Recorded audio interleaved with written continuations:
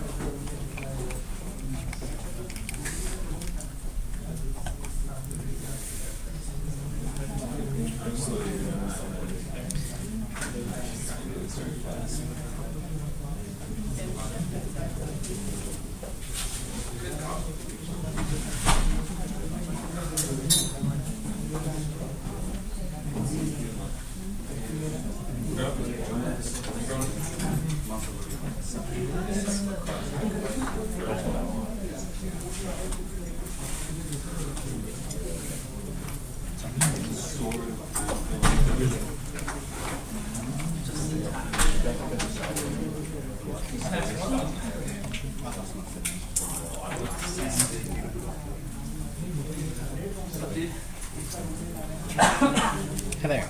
Yeah.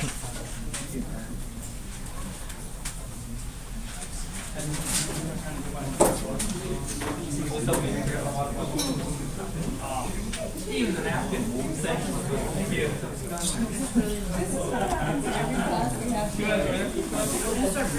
Okay. I missed this meeting. I was like,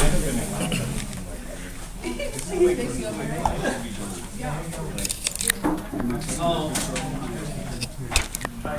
Bring on the yes. Good food and good conversation.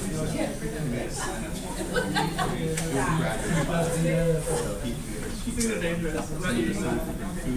I have an arm. Wow.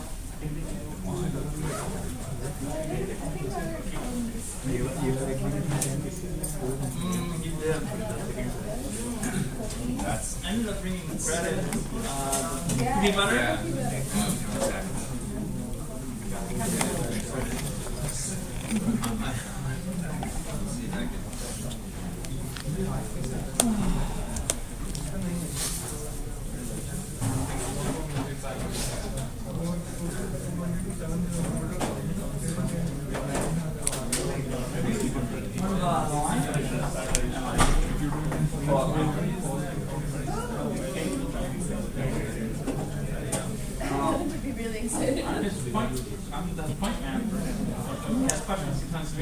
All right.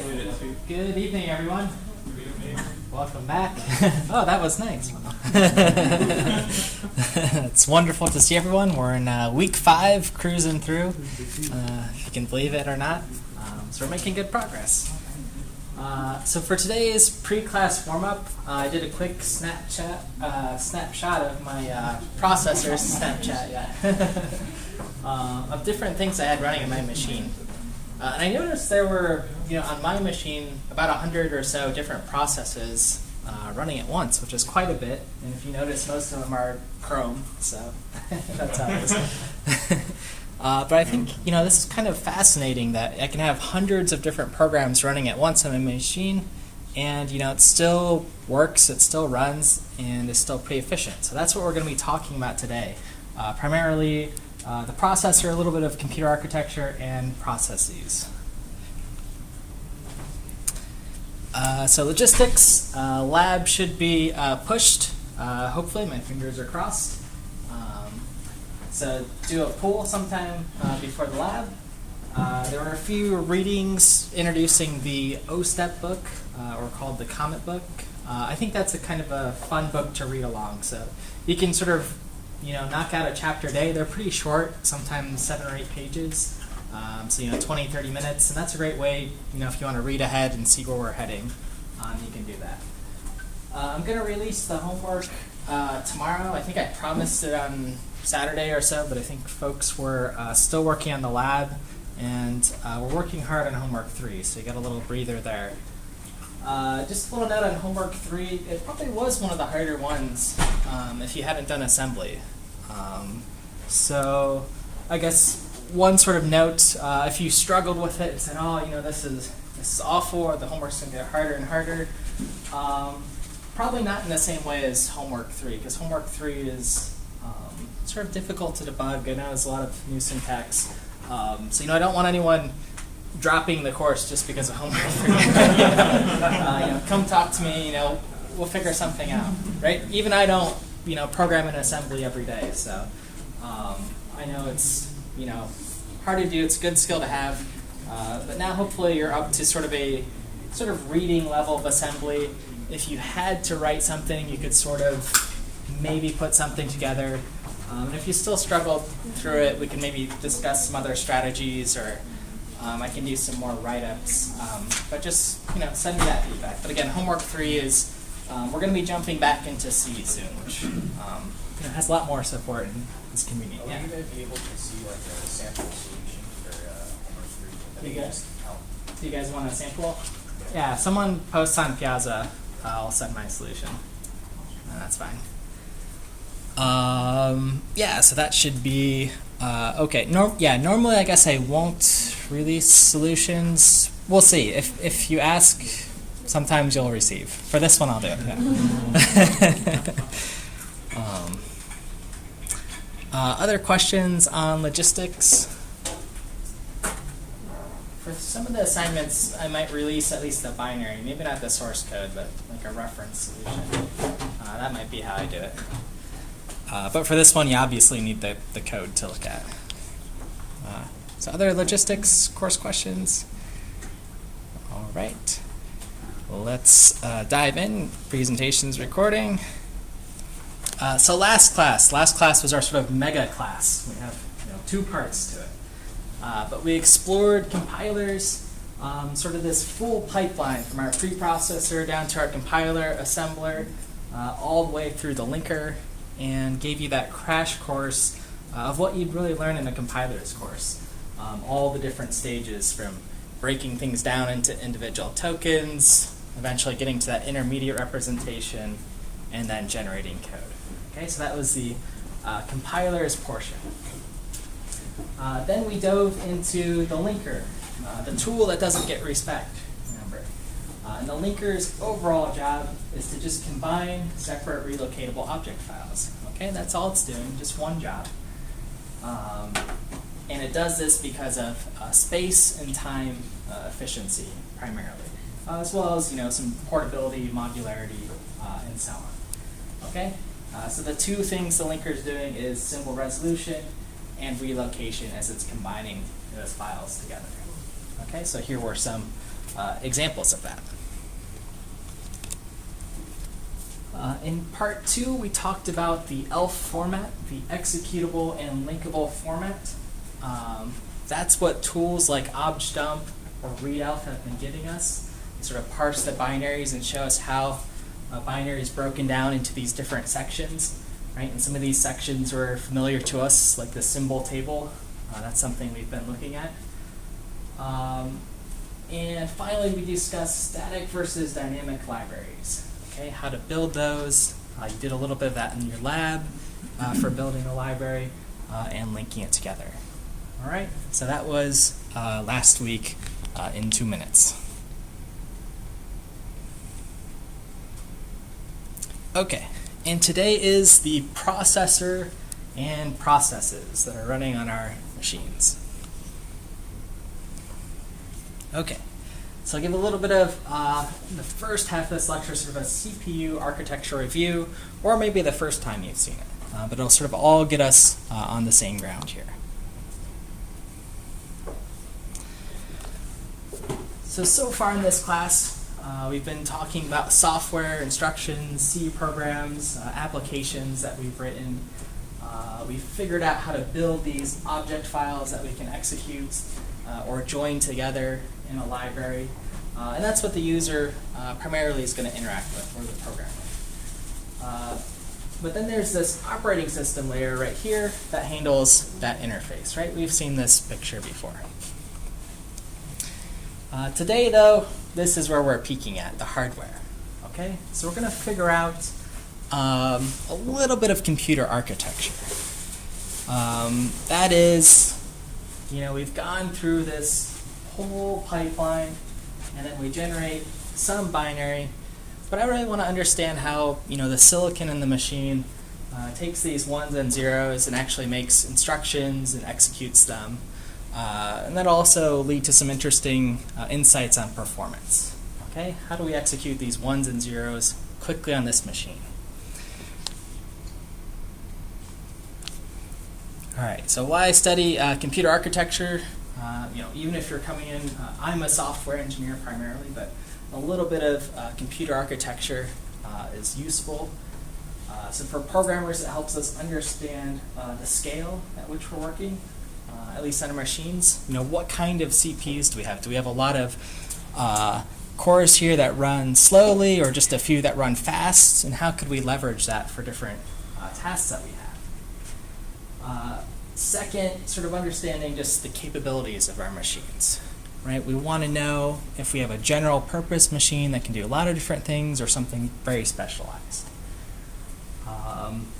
So with scale and capabilities, we can have some different things to consider. You might be concerned with power, for instance. How much power does a machine take? Right? Even a fast, supercomputer takes a lot of power, but it costs a lot of money. Right? 1 megawatt a year costs $1 million. Okay, so that's expensive. We want to also understand the portability of our machines.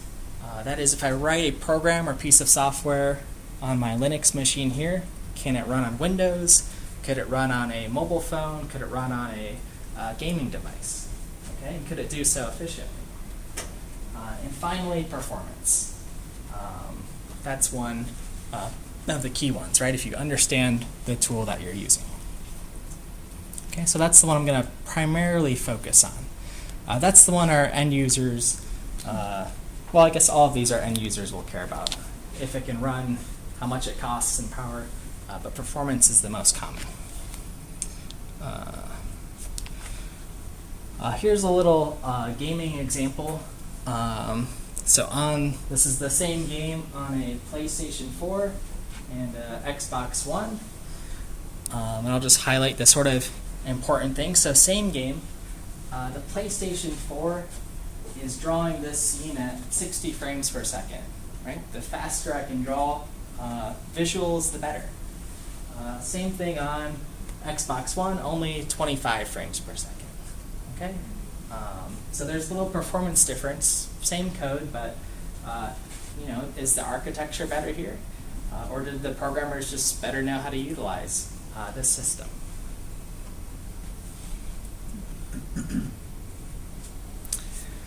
Another example we can revisit, if you remember from day one, this sort of cool video on the megahertz myth.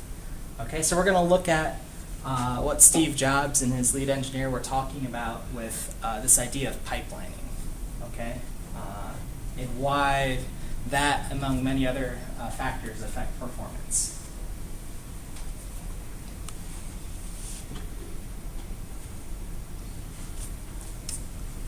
Okay, so here's our map today. We have another picture to go through. And this is sort of the very high-level view of a computer. Okay, so there are more components on a computer, but this will sort of give us a map to look at. And I want to focus on the CPU to start. Okay, so the CPU, let's dive into it. And just at a high level, the CPU's job is to receive and execute instructions. Okay, that's what your central processing unit's doing.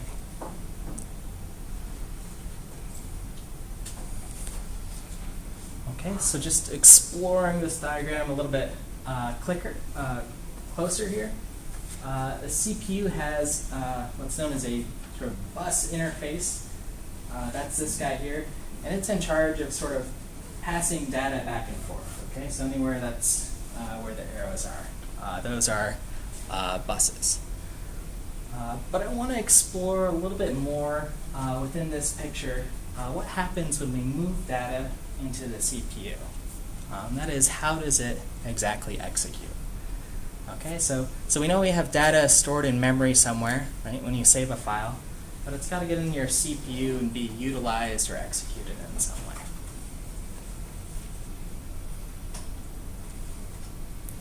Okay, so that's the question. How do we actually execute a command? And we can sort of think about this in our assembly instructions, right? Those little instructions that we broke down.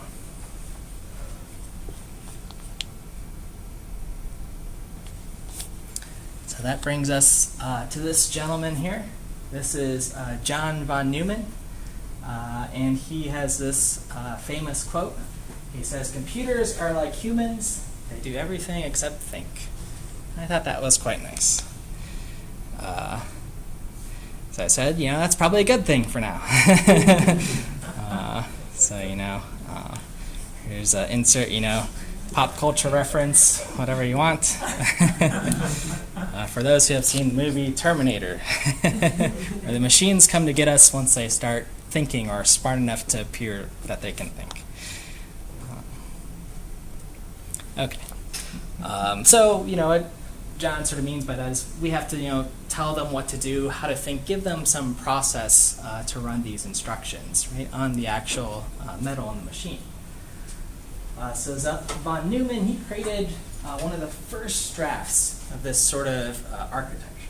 We call it the von Neumann architecture, and this was way back in 1948. So much, much before we had sort of what we think about, a laptop sitting on our desk here.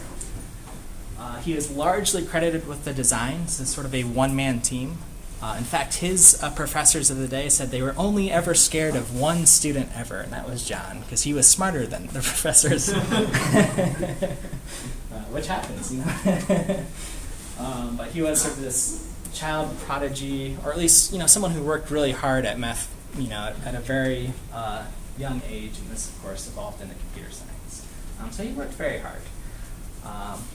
But he came up with this execution model called the fetch, decode, and execute model. Okay, so that's what he came up with for how computers are going to think. They're going to fetch instructions, decode them, and then finally execute. Okay. For modern day, or what this is sort of evolved into, is something called the Harvard architecture. So that's a little bit closer, but this is pretty close to that model.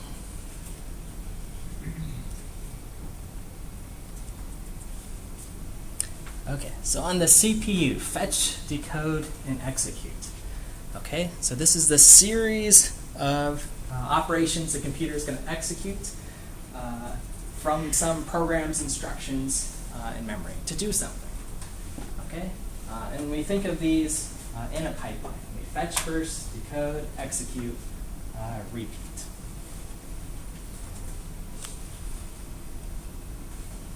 So that's sort of a, three-stage pipeline. If you remember in the megahertz myth video, they talk about, big pipelines or whatever. So we could certainly break this into different stages, right? We could fetch an instruction, pre-decode it, or sort of take a guess, decode it, execute it, store it, align it, write some piece of information. Right? This pipeline can be sort of arbitrary size. we're going to work with a 3-stage one today.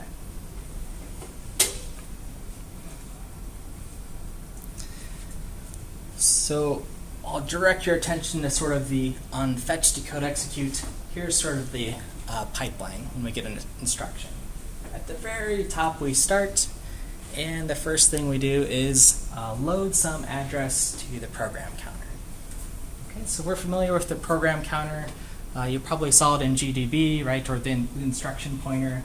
That's the current instruction we're going to execute or run.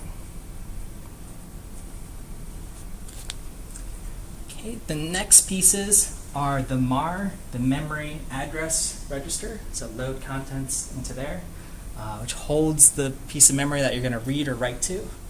And then there's the memory data register that holds data fetched from memory that's ready to be stored somewhere. So somewhere you're going to read or write to, somewhere you're going to store to. We don't really see these registers, or we probably don't see them at all as programmers.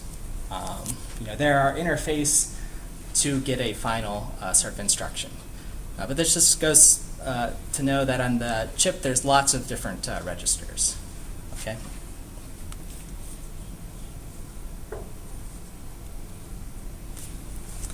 Okay, and then there's the instruction register, or the current instruction register. And this is what's going to be actually executed. So we've loaded up some data in memory, sort of decoded what it is here, and are deciding what instruction we're going to run. Is it an add, subtract, jump, move, whatever. Okay.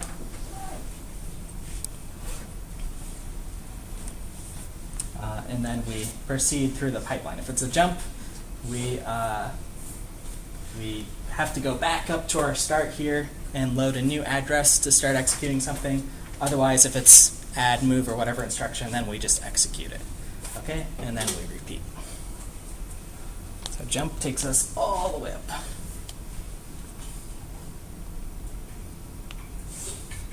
All right. So just reminders on what's actually coming into the start here when we're loading into the PC, the instructions. Right, we're getting some number of bits here. This is shown in hex code, but there's some opcode, some source, destination, maybe empty space or other parameters. Okay, so these are just our assembly instructions. Okay, so that's just sort of for your convenience here. So we've looked at this a little bit, so I'm going to skip through these next few slides, but again, if you want to look at what the actual sort of going from ones and zeros to the assembly instruction, these are some useful resources. Okay, so we looked at the Intel instruction manual, a couple ways. The AMD developer guide is actually pretty good. I would recommend this one. It's a little bit more clear than the Intel one, actually, when I was just browsing around. Okay, so once we have decoded an instruction, it's sent to the ALU, Arithmetic Logic Unit. Okay, and this is what's in charge of executing the instruction here.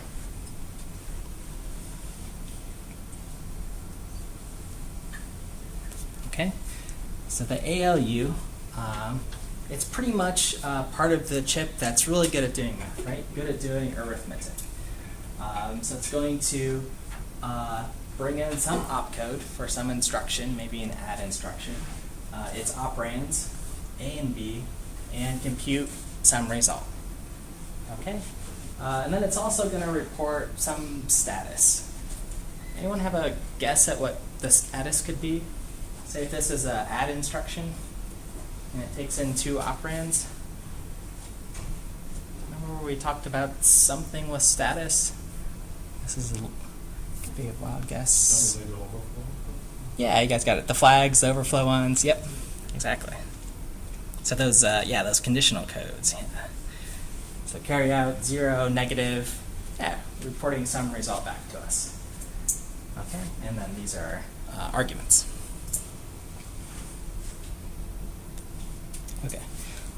Just for fun, again, diving in another level, this is what a sort of simple ALU looks like. A 4-bit adder. Has anyone ever actually had to build one of these on a breadboard or anything? Yeah. It's kind of fun, but you sort of understand why you do just like a 4-bit one or something. So these are individual gates, logic gates, that take in inputs and will eventually get you a result at the bottom. It's kind of fun to build one of these.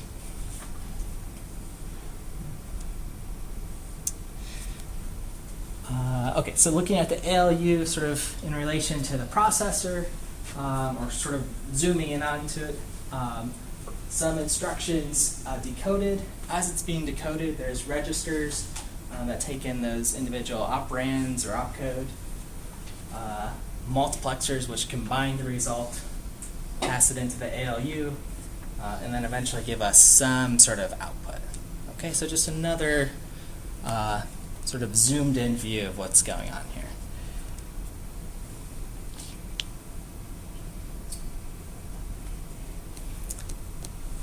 Okay, so that's a little bit about the CPU and this ALU, which is executing in our cycle. Now the memory is responsible for holding information. So we often think of this in our main memory on our hard disk. There's also memory on the chip, something called the cache, that sort of holds recently used data. And there's two different types of memory. Okay? There's non-volatile, so this is your main memory. This is the stuff you want to persist, non-volatile, not changing memory. And then volatile memory. That's information that's stored. That'll eventually be lost, but it's useful to have this sort of efficient, fast-running memory. Okay? Okay. So samples of non-volatile memory, your hardware, flash disks, cartridges, SD cards, these sort of things. Right? Things that you can pass on to a friend, take out of your machine. The volatile memory, this is the stuff that only temporarily stores data. Right? Okay, so it's usually running at faster speeds, usually closer to the CPU. Examples of this are your RAM, random access memory. It's the dynamic and static version. Dynamic RAM is what these guys are here. And then your static RAM is also on your chip. Okay, and typically small amounts on different controllers and some processor, network card, and so on. Okay, so that's your memory. That's where you're getting your information from, where you're going to execute instructions.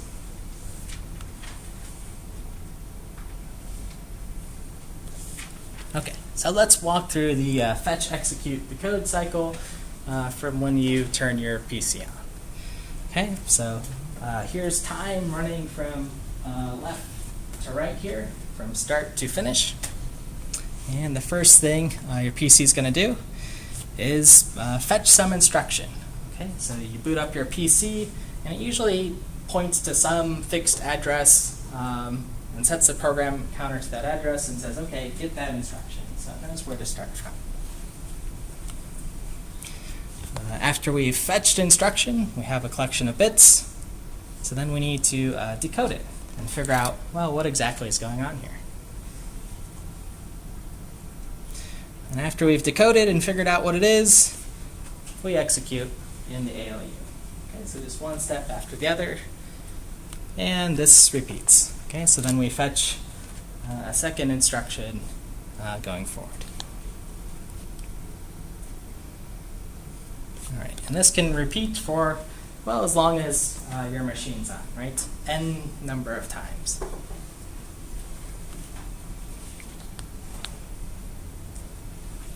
Okay, so it's sort of a visualization. You can imagine this sequence gets pretty long. Here's that same visualization where each of these very tiny black dots are a fetch, execute, and decode. and it just sort of goes down to the right forever. Okay. So do you think we can improve on this fetch, execute, decode process? You know, just knowing we have a von Neumann machine with fetch, execute, decode. Yeah, thoughts? Use something called like a branch predictor to kind of improve the pipeline. So it grabs several different instructions and then executes them at different stages. Okay. So much faster. So a couple ideas here. The idea of pipeline having multiple things, you mentioned multiple stages going on, and maybe predicting what some of those instructions are. That can be helpful. Yeah. What other people think? Yes. Opcodes are basically hexadecimal to do something, which is so this is an instruction which is different from the data. So segregating these two in different branches can expedite it. Okay, yeah, so there was this idea, so sort of extending the pipeline out again, right? So we saw very briefly there was like a pre-decode, decode, you're breaking apart different instructions and storing that data, yeah. So sort of breaking up our pipeline, interleaving things. Other ideas? Performance. Any crazy ideas? Yeah. Parallelization. Okay. So figure out how to get, instead of just having this sort of one long line here, maybe get two CPUs and have two things going at once? Yeah. Because we can fetch, execute, fetch, decode, and execute 2 times if I have 2 PCs. Great. That hits a bunch. Any other, if anyone has other wild ideas, we'll do a little research project. So. But the first improvement I thought of is just to wait, do nothing, right? On the software side, we can usually get away with this, right? We talked about Moore's Law, how CPUs are just getting faster. So if the hardware guys are sort of doing their job and making things faster, yeah, we don't have to do anything, right? We're getting more transistors, more switches. So, you know, we can, another pop culture, we can be Homer Simpson and just lay back, take it easy.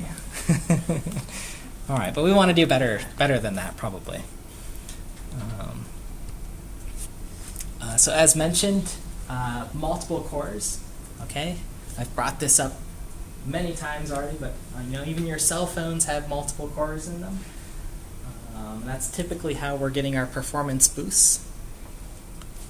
So as mentioned, we can have multiple fetch, decode, execute cycles on each of our machines. Multiple cores is multiple executions.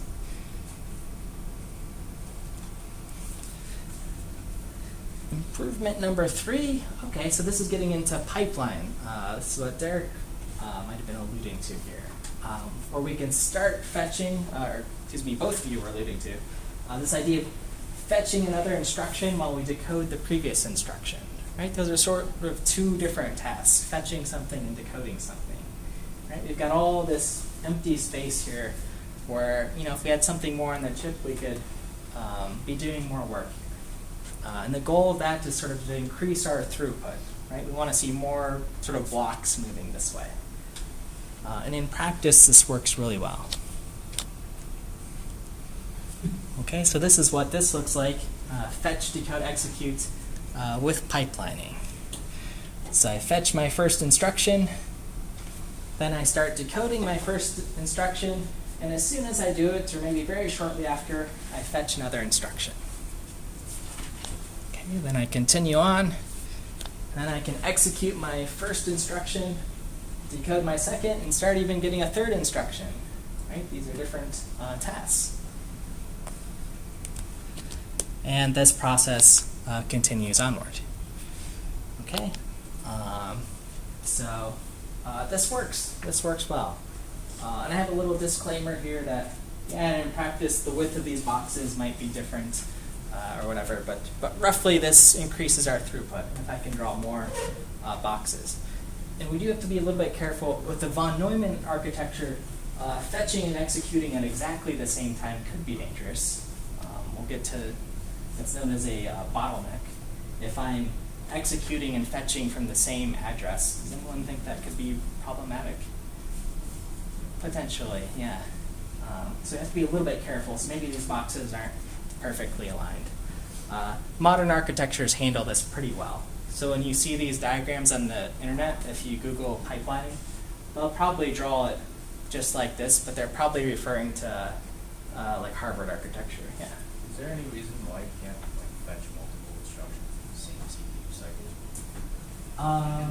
So I probably could, right? Can I have fetch here or something? Yeah, I was thinking that that'd probably be faster, right? Because if you fetch more instructions, then you can save yourself that fetch time at a later stage. Yeah. The difficulty is if I, well, we're going to look, our video will talk a little bit about that. But what if I fetch something, and then this modifies the address of something that was fetched here? Then it's maybe wasteful work, maybe better. So the answer is maybe okay sometimes. Some systems might do that. In fact, there's something called a prefetcher, which tries to predict and just grab a bunch of instructions to do just that. Sometimes it does well, sometimes it doesn't. This approach, which is pretty conservative, it still gives us, this works pretty well. Yeah. Now if I have multiple cores though, that's exactly what's going on. Multiple instructions are being fetched, just on every machine.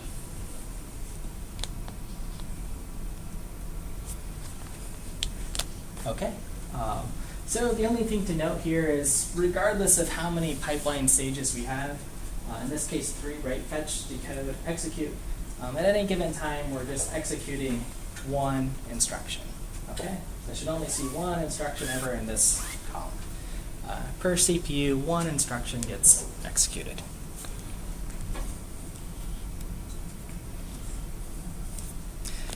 This is, as I mentioned, the von Neumann bottleneck. So with the von Neumann architectures, we can't fetch and execute at the same time because a common bus is shared. Okay, so all those arrows that were interconnected, you can sort of see if the CPU's trying to access some data, and memory is also trying to access that data, and maybe the user's giving some I/O from the keyboard and trying to store in some data. It's hard to tell who wins in that situation. So usually that's why we can't fetch something and execute to the same bus, right? The bus just wants to carry 64 bits of information, and that's it. And I say that's a good thing, right? That keeps the data sort of consistent. And we'll talk more about that with concurrency.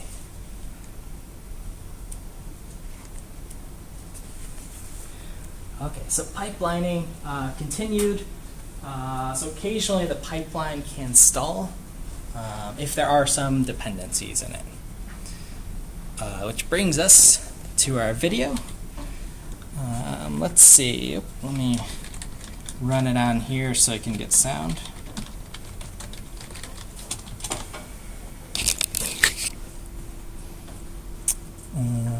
PC. In this video, we're going to see a 5-stage pipeline as well. But the author here is going to take us through that.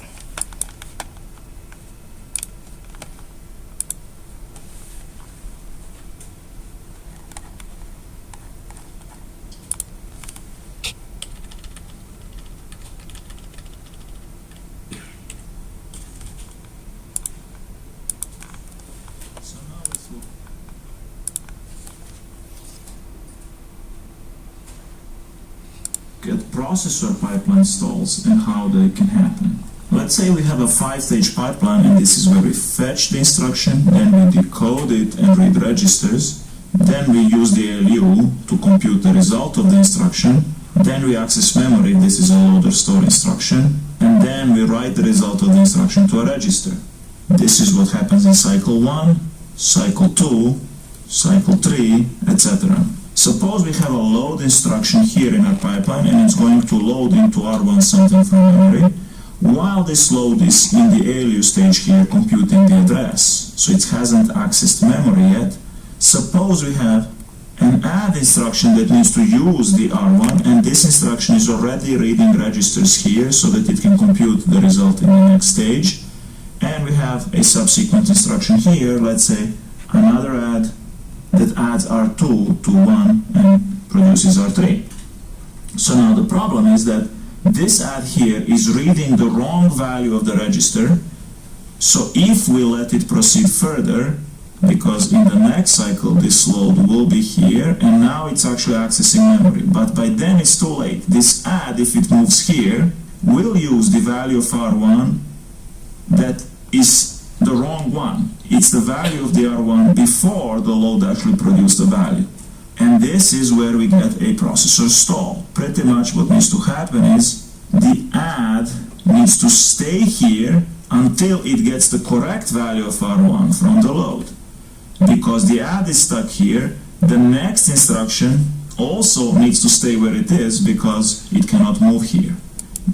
Okay, is everyone okay with that so far? So this is sort of cycle 1, what's going on linearly, but it can't proceed further here, so it needs to stall at this stage when the ALU is trying to do something and sort of just hold these instructions.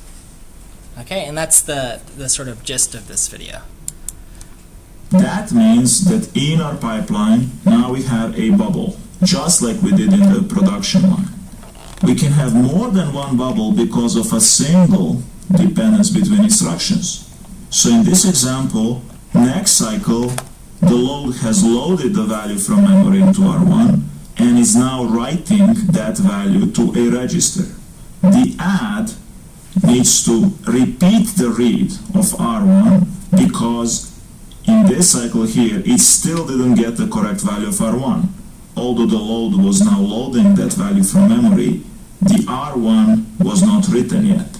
So now the load is writing, the add repeats the read, and because the add is still here, the next instruction is still stuck here, and that means that we have 2 cycles worth of stall. In this cycle, it could be that, for example, the load is writing to R1 in the first half of the cycle, and this add is reading R1 in the second half of the cycle, so next cycle the add can move on. But it could be that the load actually takes a full cycle to write the result, in which case we will have another cycle of stalling. So let's suppose that we can do this, that we can write R1 and then read it in the same cycle. If that is the case, then next cycle, which is cycle 4, we will have the load leaves the pipeline bubble here moves forward in the pipeline, this pipeline bubble moves forward in the pipeline, and now the add finally moves on, so the next instruction after this add can move on, we can fetch the next instruction and so on. So as you can see here, a processor pipeline stall creates a problem because normally every cycle after the load leaves, every cycle we would have the next instruction leave, but in this case after the load leaves there are 2 cycles worth of pipeline bubble that finish before the next instruction. So really, instead of just having 1 cycle for the load, 1 cycle for the add and so on to finish, we now have 1 cycle for the load, 2 cycles worth of not finishing anything, and then the add and so on, and that causes our pipeline to have a CPI of more than 1. If we count these 3 instructions, 1, 2, 3 instructions, we'll finish over 5 cycles. 3 cycles for them and 2 cycles for the bubble. So really, our CPI is significantly larger than 1. A processor pipeline may also need to be flushed. This is an example that we didn't have in our car assembly line. Okay, so takeaway here, depending on what your pipeline is, sort of optimizing for getting rid of these bubbles, that's a way to improve your throughput and performance. Yeah, question? Is that what Steve Jones engineers was talking about when we talked about pipeline and their processor and things like that? Yeah, so there could be, yeah, exactly. So if there's a lot of data dependencies, then there's more waiting, right? There's more of these bubbles. So if you have a really long pipeline, and are trying to write to some value here, that's one of the things they're talking about. The second thing that they're talking about is if you have this sort of branch which jumps to another instruction, some other piece of code, and then you have to basically get rid of everything you've fetched because you've jumped somewhere else. So yeah, Apple's claim is their pipeline's better, having a smaller one, has less stalls, less flushes, these sort of operations in the hardware. Do you guys buy it? Maybe. Depends a lot on the workload too, what kind of data you're working with, and these kind of things. All right.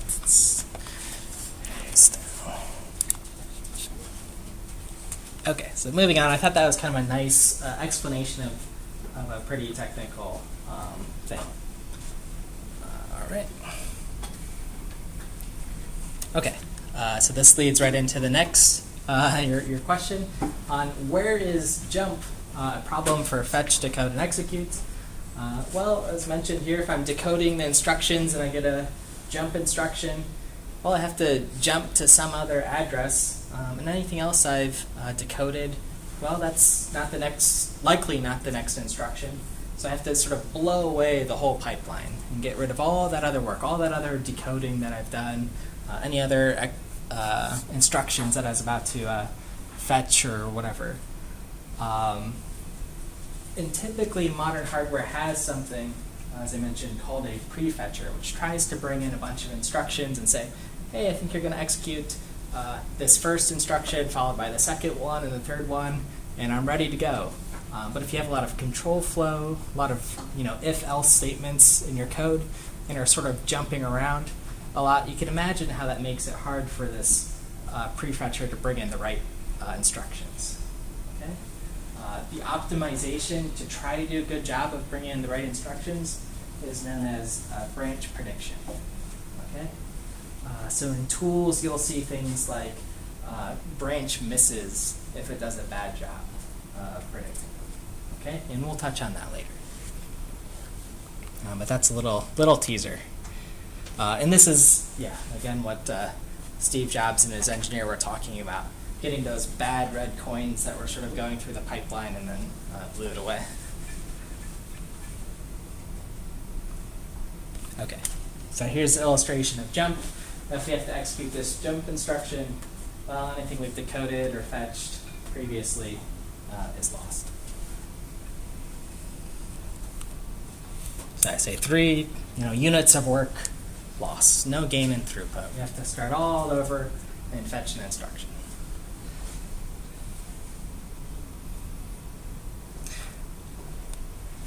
Just as a guess, if you're going to throw out a number, how well do you think branch prediction works? Does it work 10% of the time, 15%, 50, 99.99? What would you throw out as a guess? 90. What was your guess? 90. 90? Okay. What do you guys think? It depends on Again, it depends on the workload, yeah. State of art should be 90%. Yeah, it's pretty good. 100, maybe, depending on the workload, if you're a genius. Yeah, it's at least 90 or above if you're not being extra. Because if you think of your programs, most of your programs are just loops, right? Big loops. The compiler can sort of figure out where to jump.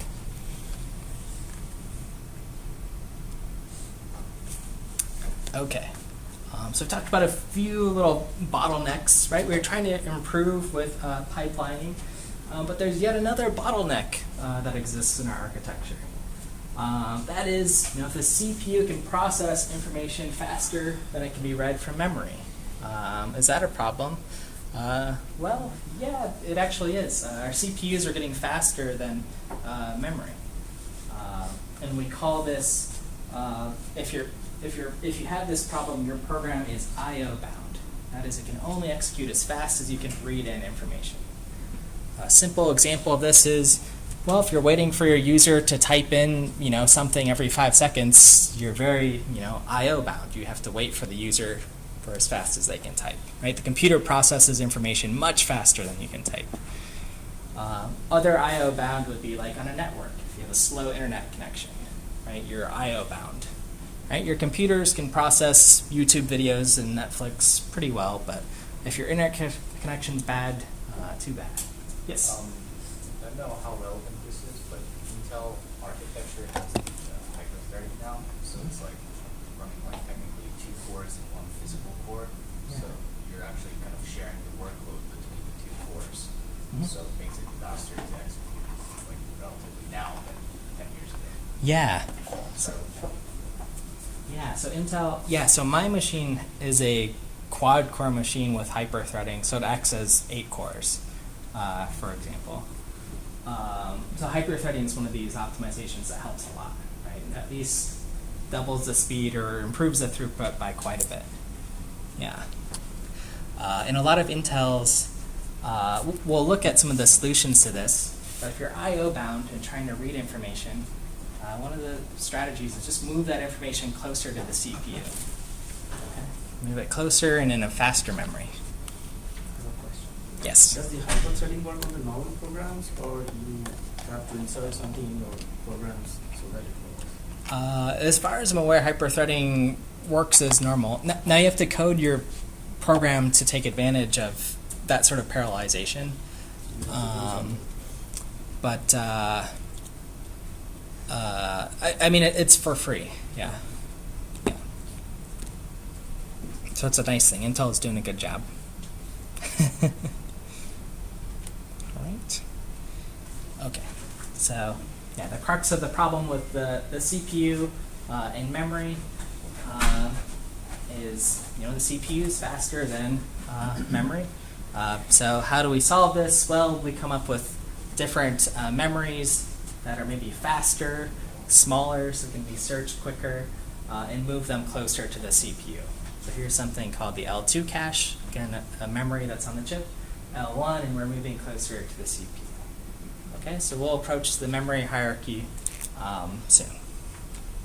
And often this is one of our strategies for speeding up the CPU. Have multiple levels of these caches.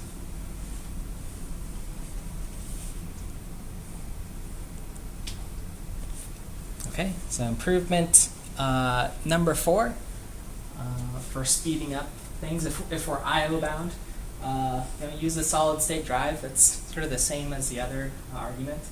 If solid state drives don't have any moving parts, then your mechanical disk drives, which have to sort of rotate and find a spot in memory to read from. So these are much faster.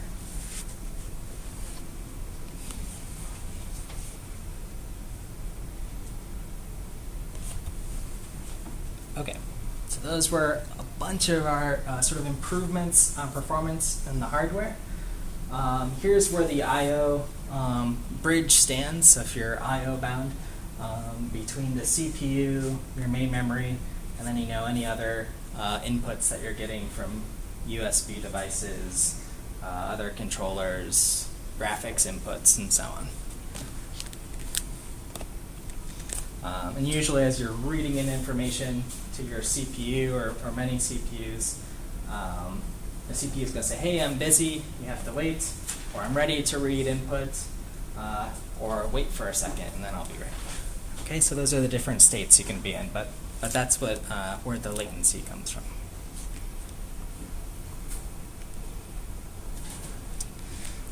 Okay, and then other sort of performance improvements on your hardware. You can buy specialized hardware.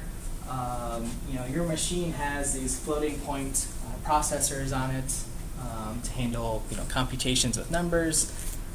This is a screenshot of a processor called PhysX. It used to be a separate card that you could buy and attach to your machine if you were a gamer. NVIDIA bought it and sort of incorporated it in their graphics chips now, but you could buy something like this and attach it to your machine. There's now more like specific encryption processors or even processors for AI. From Intel, you can buy a little compute card and plug that into a USB drive and boost your performance. So some cool things coming.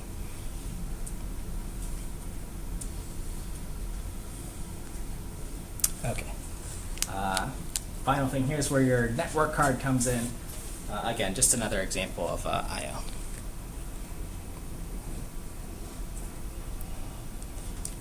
Okay, so we have some understanding at this point of our computer architecture, how instructions are fetched, decoded, and eventually executed. So now that we sort of have that background, I want to start thinking about individual processes and how they execute instructions. And with that, we'll take a little 10-minute break till 7:01.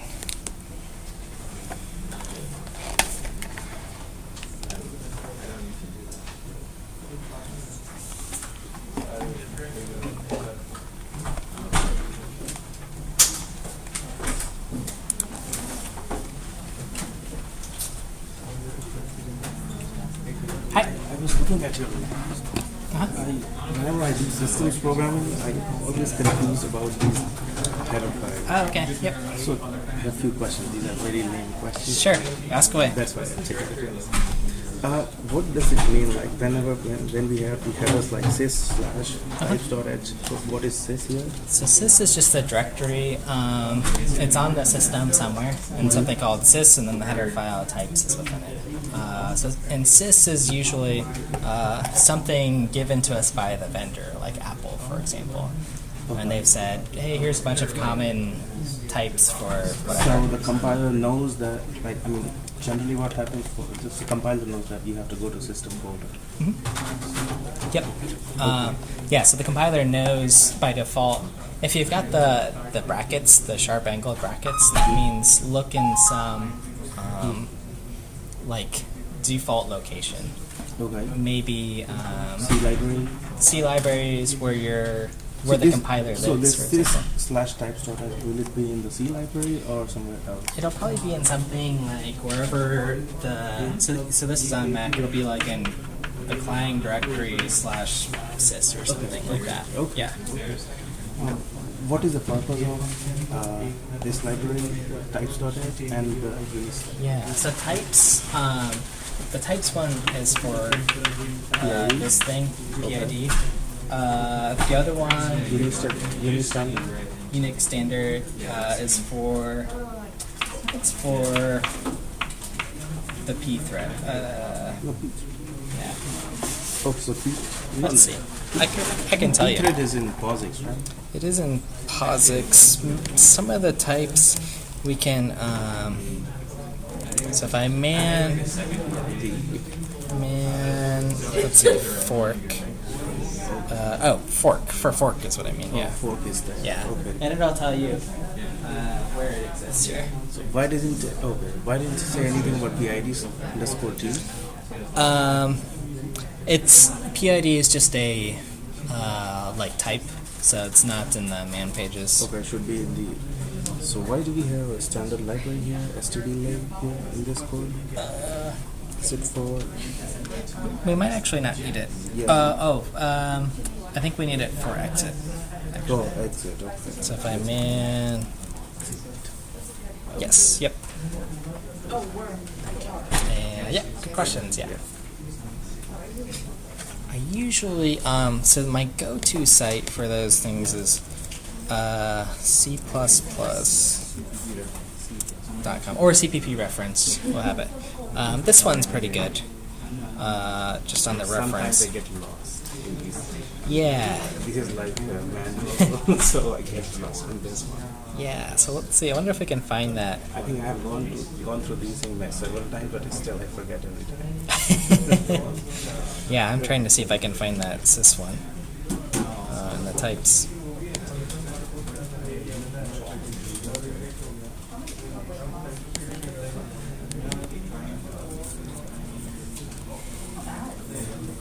Sometimes Google will actually bring up a version of the file too, which is pretty good.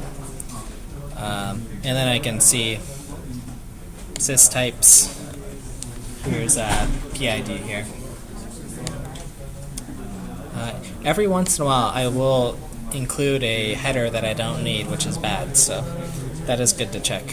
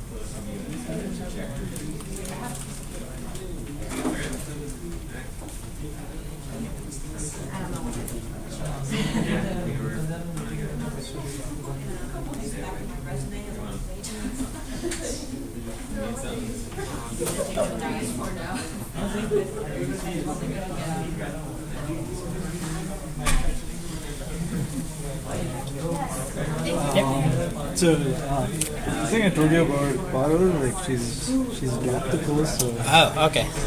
And I keep putting you in the same group, huh? Okay. Let's, I wish, no one ever emails me when they leave, I guess. I don't. Let's see, okay. Let's see.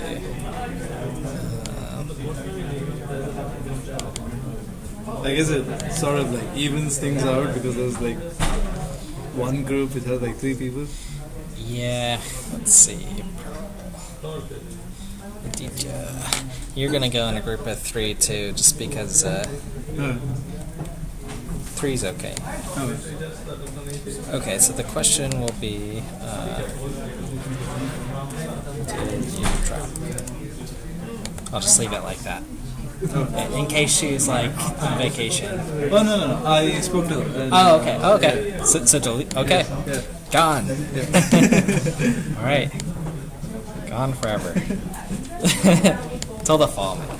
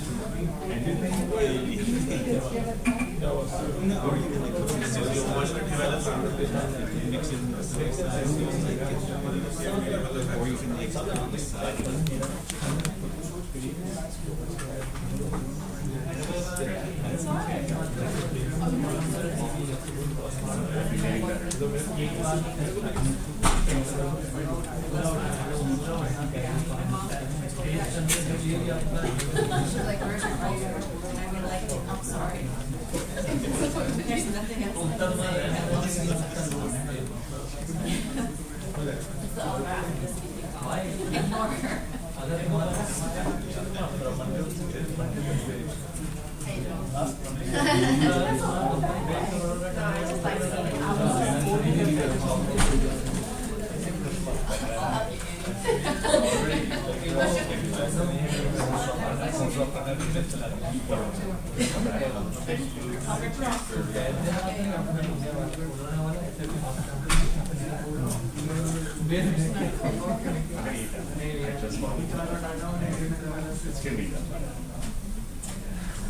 Okay, folks, I'm going to bring us back online here. And we'll continue on. Let's see. Okay, so on to the next section here. So sort of back where we started, right? So from the warm-up, this is where we started with all of my Chrome processes and so on running. And I have lots of programs here that are running and trying to execute instructions. This is also a view of my system monitor on Linux. This would be similar to the task manager on Windows. But I only have 8 cores to execute all of these instructions. And as mentioned, I actually only have 4 cores, but hyper-threading sort of makes it look like I have twice as many. Okay, so you can look at hyper-threading or investigate it, and we can start a discussion on Piazza about it. But the point is, this isn't enough processors to each be executing all these instructions. So what's going on? How is this being facilitated? Okay, so that's the problem here, is how does our operating system provide the illusion of hundreds of processes running at once, knowing that we can only execute one instruction at a time?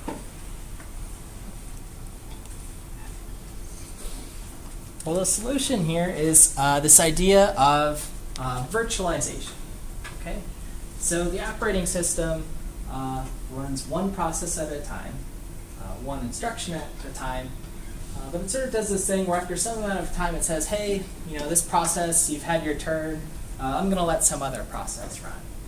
And that one runs for a little bit, and then it says, hey, you have to share it too, so we'll move to the next process, and so on and so on. And this is a concept known as time sharing. Okay, so how this sort of looks illustrated is process 0 here is running,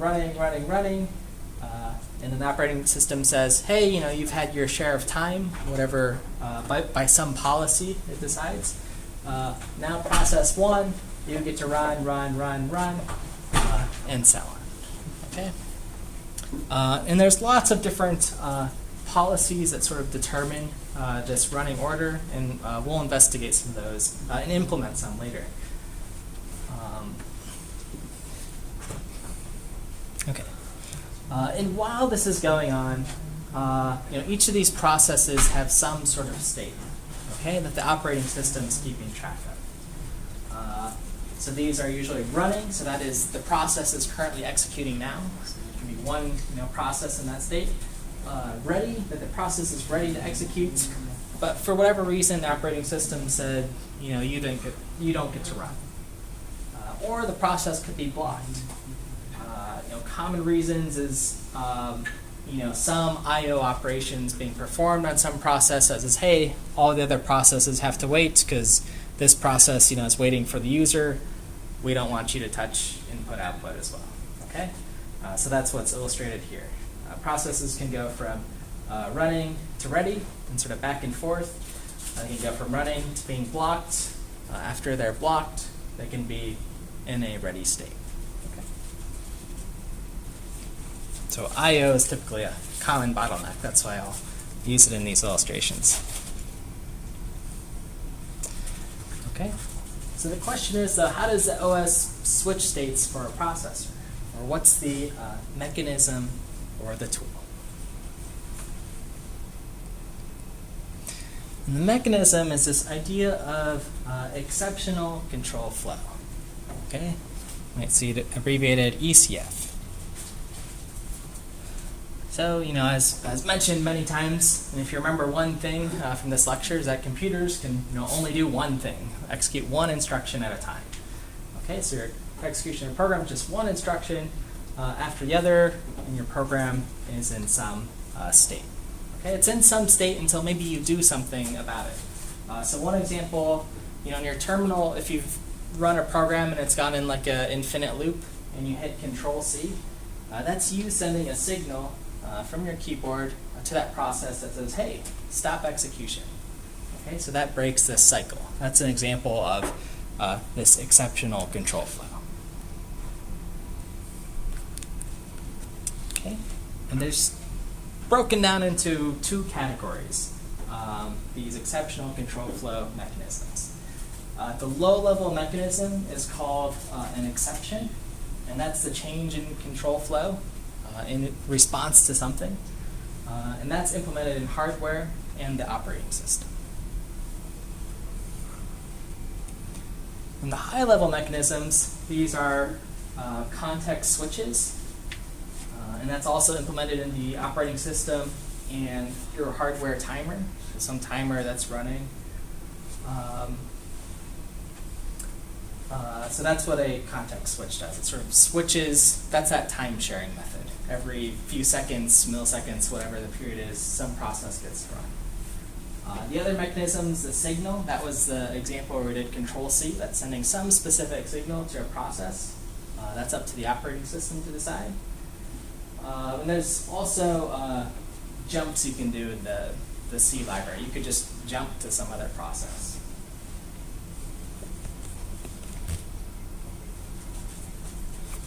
Okay. So an exception, starting with the low-level mechanism here, is a transfer of control to the operating system kernel. Okay, so it's important. One thing to pull from this lecture is that the kernel in your operating system is always running. Okay, right? Windows doesn't just shut down, even though it might seem like it does sometimes, or Linux or whatever. But the operating system, right, always has to run alongside because it's managing everything, right? It's handing out resources, figuring out which processes are running, and so on. So that's what I mean when I say it's a memory resident, meaning it lives in memory forever. We don't want it to shut down. So when the kernel is running, we can have an exception. And there's some exceptions we're familiar with, right? If you divide by 0, you get a exception. If something overflows, you might get an exception, or Control-C is an example. Okay? So what happens is you're running your program, sort of running along, instruction by instruction by instruction. Some event happens, divide by 0, or some signal is sent. That exception is caught by your operating system. And then we have to switch into kernel mode. Now your operating system's executing and doing something. It processes that. So I hit Control-C, which means terminate this process. So the kernel takes care of that. And then I return back to the user code. I guess if I terminate, I don't return back, but I hand back control to the user code otherwise. Okay, so that's the methodology. I'm running my application until some exception occurs. Then I jump into the kernel, which has the correct privileges to do whatever it needs to do, and then back to my user code.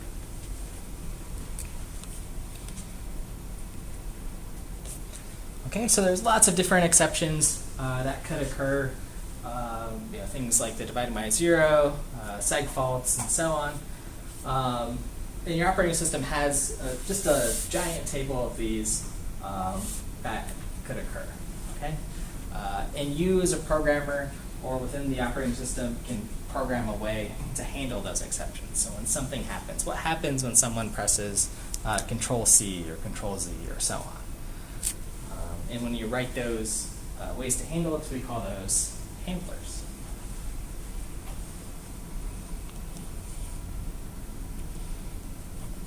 Okay, so roughly here's the taxonomy for exceptional control flow. There's things that happen asynchronously, so without synchronicity at any time, and things that have an order to them, synchronous, which are known as traps, faults, and aborts. And I'll show those next. Okay, so asynchronous exceptions, these are interrupts. And these are things, or events external to the processor. Okay, so it's not something that the user wrote in. They didn't write, this interrupt. The common one is you have some timer that's running, every few seconds or milliseconds. Okay. The kernel or your operating system has this for what we've described. It might use a timer to sort of switch between different processes that are running. It tries to be fair. Control C again is an example. You might have an interrupt over time reading in network data, right? And then other examples are maybe reading from disk. Right? So the processor you might request some data to start reading from a file. Your I/O system will start reading in the data, and then there'll be an interrupt that says, "Hey, the file that you requested has been read in. Now do something with it." Okay. So that's kind of a nice example, and this is happening asynchronously, right? So you can go back to playing some game or whatever, and the file is read, and then do some work.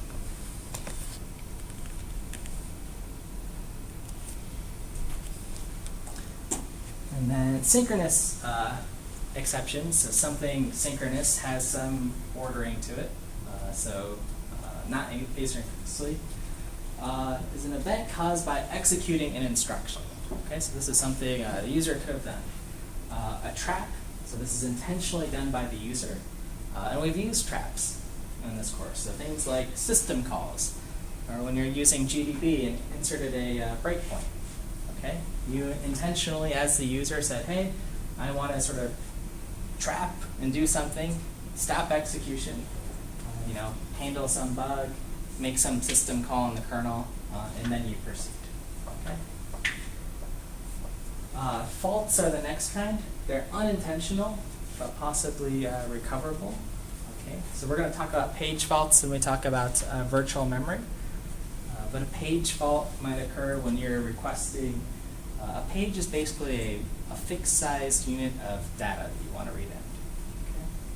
So for example, when you allocate an array, you're requesting some amount of memory. Okay, so you get a fault. The program says, "Hey, I don't have that memory." So it pauses, gives you that memory, continues. Okay, so sometimes it's not a bad thing, despite the name, I guess, page fault. Okay, and then there's aborts, which are unintentional and unrecoverable. Okay, so maybe you have some illegal instruction or parity error. Typically, this would be from something like you're reading in data from an unreliable source over a network. You dropped your laptop or something. Like something's just sort of broken. The instructions are not understood by the hardware. Okay, so the action is, shut down the machine, crash the program, so on.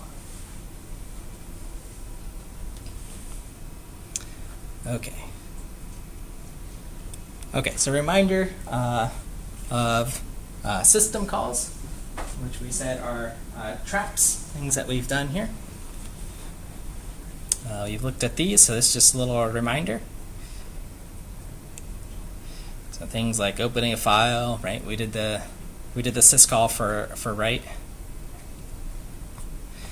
But this is what's going on when you open a file or make that system call, right? So you wrote it in your assembly, threw an exception, and then the kernel handled and said, "Okay, we're going to open a file. Processes waits. We want you to, we're doing some I/O operation, and when you finally read the file, then you can continue on."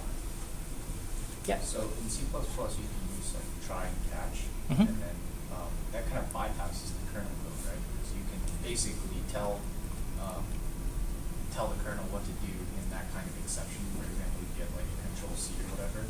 You can rewrite like the default behavior of control C to kind of ignore that. Yeah, so C++ or C. We'll actually write our own single handler eventually. We're going to build our own shell as one of the homeworks. Basically you can say, hey, when someone presses Control C, don't terminate that program, right? You can sort of be malicious if you want. Or help in some other way, right? Add that functionality to your program. But yeah, that's essentially when you're writing these exceptions, right? You're saying what to do when something happens. But it doesn't go into kernel space if you do that, or is that still considered like it goes through the level of kernel, then jumps back? Let's see. So I think, I actually haven't tried this, but let's say if you had like a divide by 0 error or something, and you wanted to overwrite that exception and say, no, it's fine, divide by 0, do whatever you want. I think that program will still terminate, but it gives you the opportunity to sort of in user space handle that error and say, hey, this is where we crash, write some log file. But I think it's still going to crash on that. I haven't actually tried that. So that's homework for me. Or on Piazza, I can write some examples, yeah.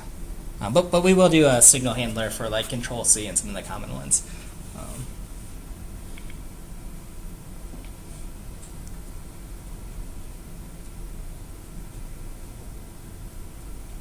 All right. And then, of course, our favorite, invalid memory, our reference, right? If we get a segmentation fault, the operating system sends this signal, segmentation fault, to our user process. So we're executing. We try to touch some memory with some move operation that we couldn't touch, right? It's not allocated our process. It's exception, page fault, something to do with page, this fixed size frame of memory that we can't access. We jump into the kernel, it says, this is an invalid address.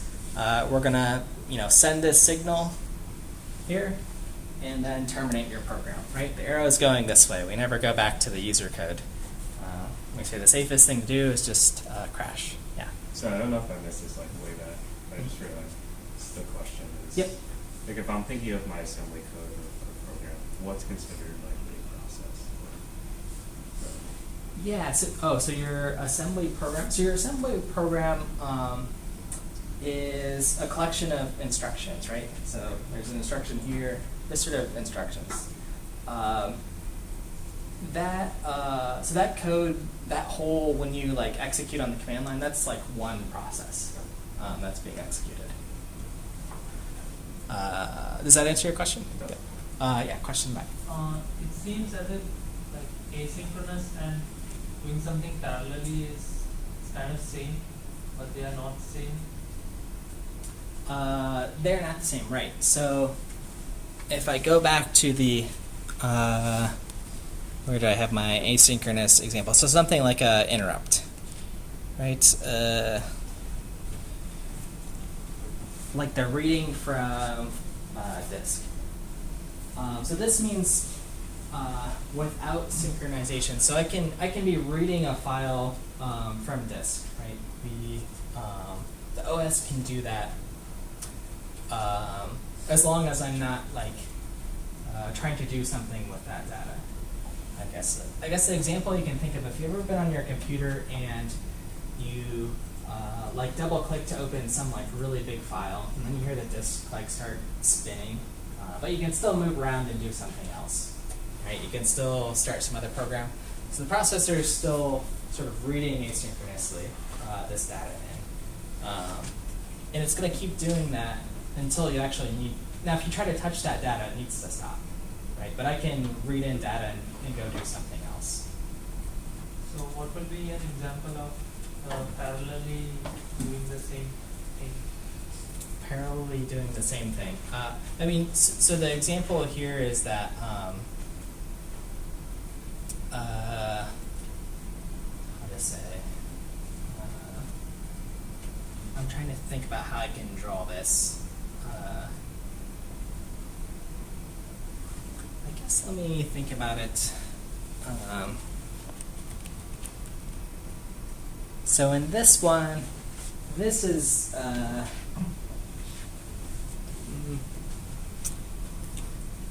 guess this is an okay example. So this is the opening a file one, right? So something this could come back and return somewhere down here, and there could be other operations executed in this case, right? This one here is very, well, let me go back to an example like this. Just some exception, like a divide by 0, that's going to occur, and say, hey, halt control, we've got to take care of this, and then go back. that's pretty like serial. Yeah, the best one I can think of is something I/O related, network related, where you can still stream and bring in information and continue doing some tasks. Right, like a timer that's always running in the background in the operating system, like even your clock. You know, that's always scheduled to happen and always going on asynchronously. Right, it won't halt all the execution of your programs. There's no ordering to it.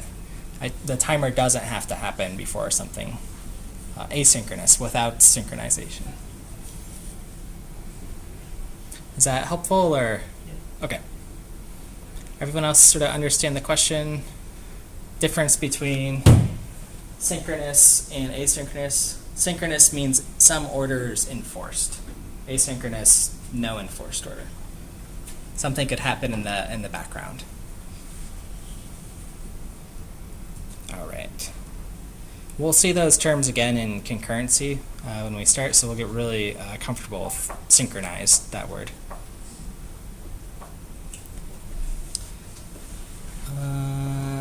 Okay, so here's where we are in the exceptional control flow taxonomy. We have interrupts, traps, faults, and aborts.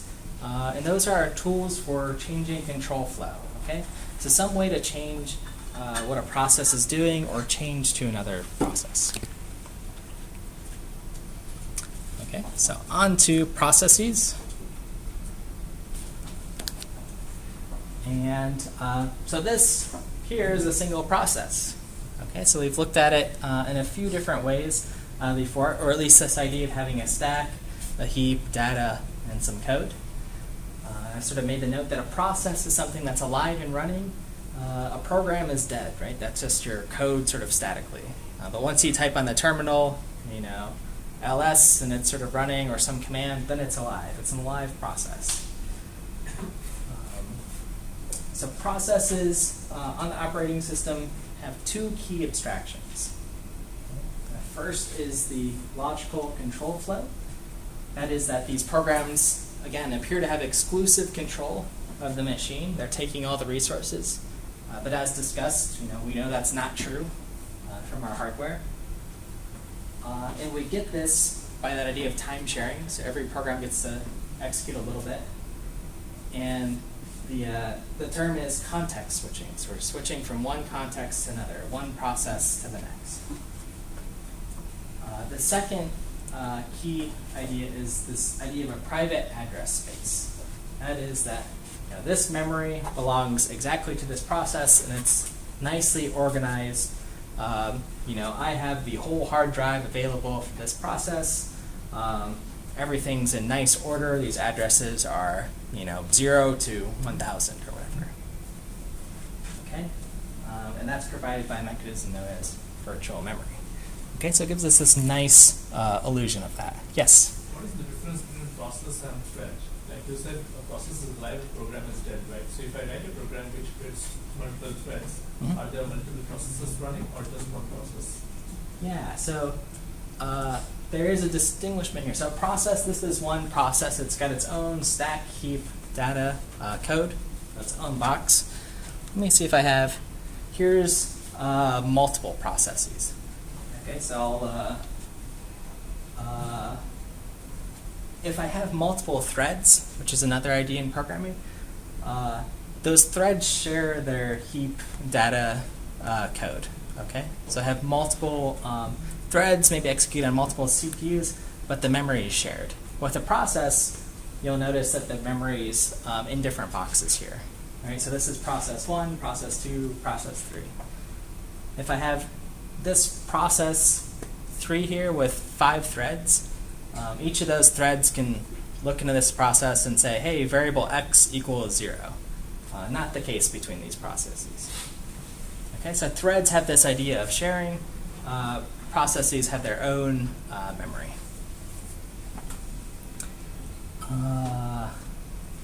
Okay, so that's a good question, and we'll look at what a thread is in your lab. You'll get to test it out with a function exec.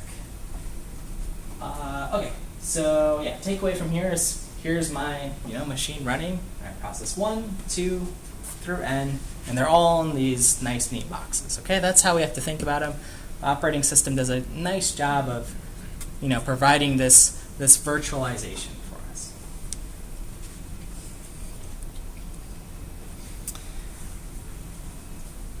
So at any given time, one of these processes is executing, but the operating system sort of interleaves their execution, right, as we've mentioned. Now when it does this, the operating system has to do some work. Okay, so I have this note that the operating system stores the registers for each of the different processes. Okay, because remember, we only have 16 general purpose registers. Okay, so here's some process, and on the CPU it's got its registers. And when we switch what the process is, doing what's called the context switch, we also have to save these registers. Okay, so I'll do a little illustration. So here's the process that's running. It's got its registers. The operating system says, hey, you've had your time. So, we're getting ready to switch to context switch to another process. I'm going to save these registers. The registers get saved somewhere in memory. Then I'm going to move over to this process. It's its turn to execute, right? It's got its own data and code and so on. Load up its registers that were saved before. So now this process has register 8, 9, REX, its instruction pointer, and so on. And then we'll save its registers, and then move on to the next process. Okay? So that's the idea of the context switching and saving the registers. Yeah.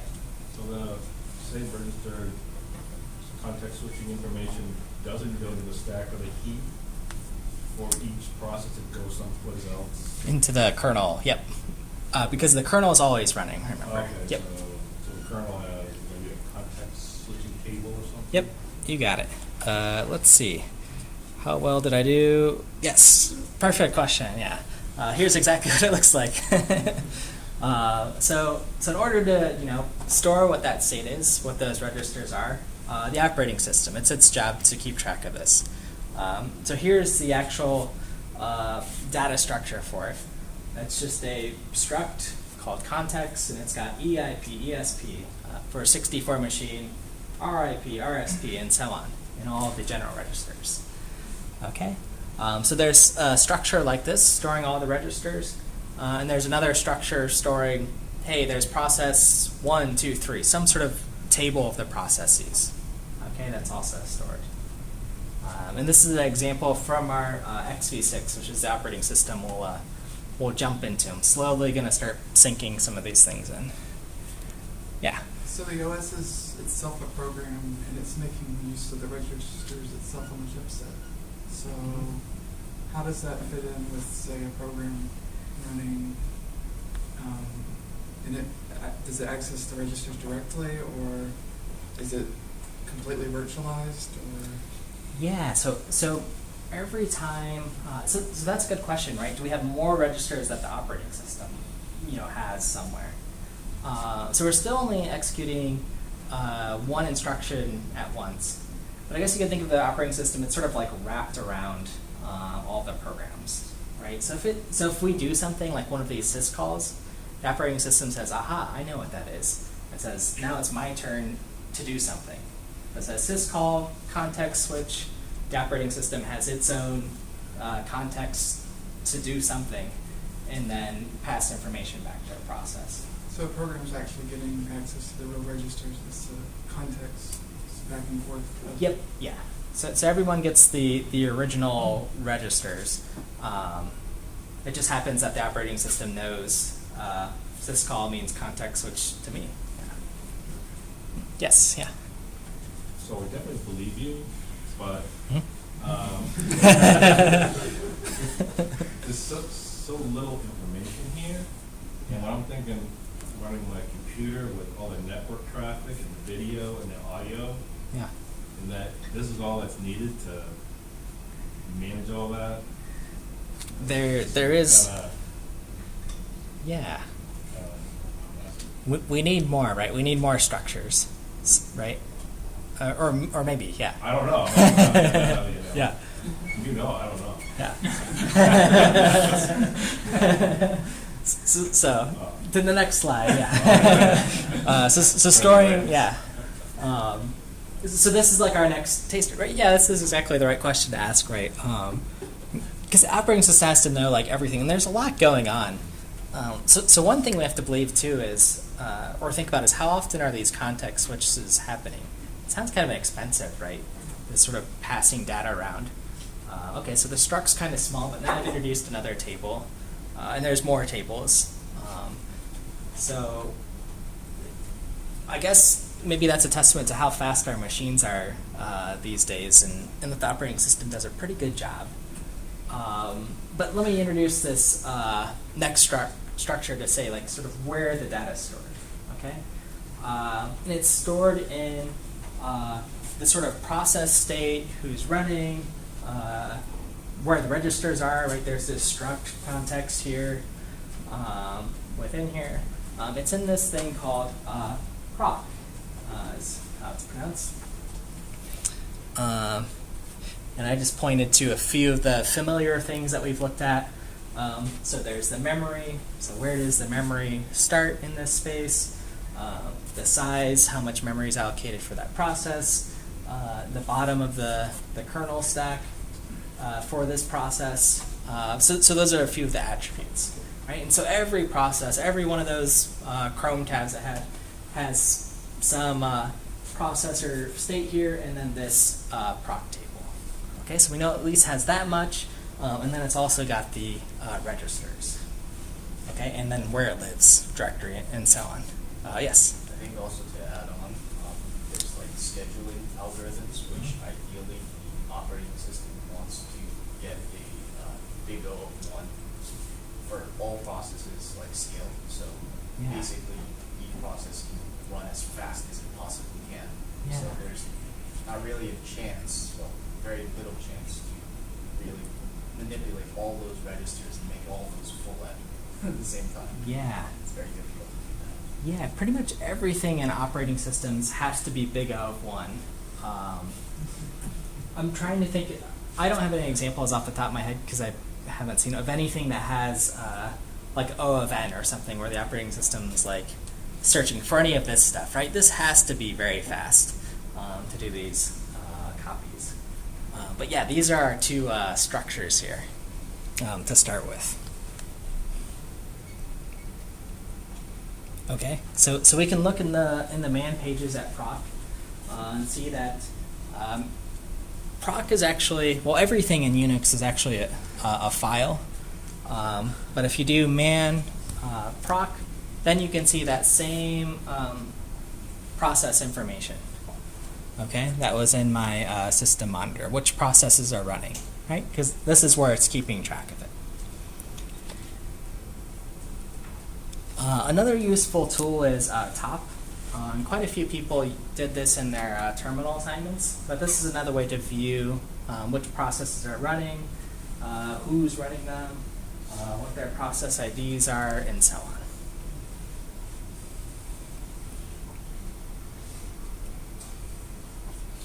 Okay, so this is the actual, if you want to view what the operating system's keeping track of in this proc table, you can cd into proc, and then do ls, just like we normally do, and then you'll see all these processes. So this is on my machine, so you'll see my name coming up a bunch of different processes.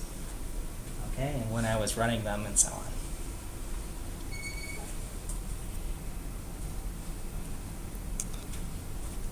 Another way to view running processes is with the ps command.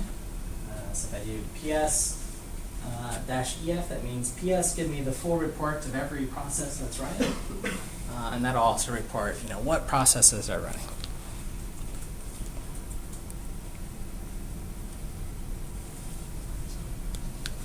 Okay, and yet, there's still more information to get. So from stat, which is a program that'll give us the status of each of the processes. Okay, so that information also comes from the process table, or from proc.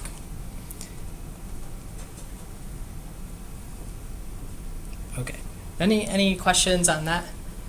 That was our first sort of, we have a few more slides, but that's our first dive into like XV6 and seeing some of these data structures. During our lab, I want you to actually run those commands and just explore a little bit, look at the man pages, see what's available. I think it's kind of cool. All right. Okay, let me move us into a little thing on concurrent processing. So the idea is, right, each process is running, it's running on its own, but each program has its own control flow, right, its own if-else statements and so on. And, you know, programs have different lifetimes that they're running. Okay, so a way to think about these programs when they're running on the operating system and it's trying to sort of fairly divide things, here's an example. So I have time going down here, so this is sort of executing instructions, one after the other, so process A gets a little time slice here, and the operating system says, hey, you know, A, you're done, process B gets to run for a little slice, process C gets to run, process B is done, process A gets to run, process C gets to run. So if I look at this is just a little example running on a single core machine. Which of these processes here are running concurrently to each other? That is, if they overlap in their lifetime, they're running concurrently. Take a moment to look at it. And,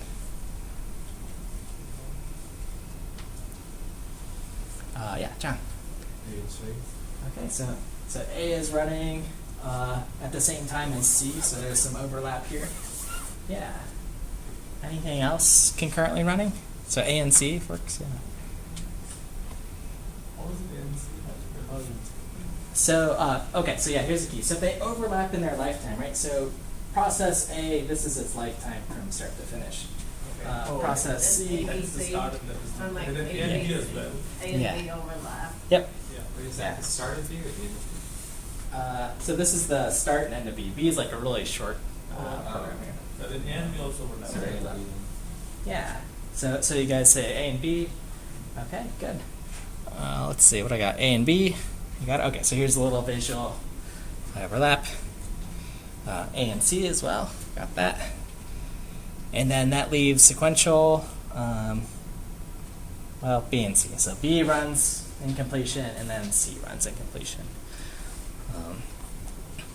So that's a little, you know, so the operating system's trying to figure out some of this stuff when it's scheduling which processes are running, who to give time slices to. We'll sort of build our own scheduler, but the OS is going to look and say, hey, you know, B might be a sort of short-lived job, so let's schedule it ahead. Or maybe the operating system's more adversarial and say, hey, B is sort of a short-lived job, just push it to the end. And both sort of have their advantages or not, but we'll look at that model in more detail.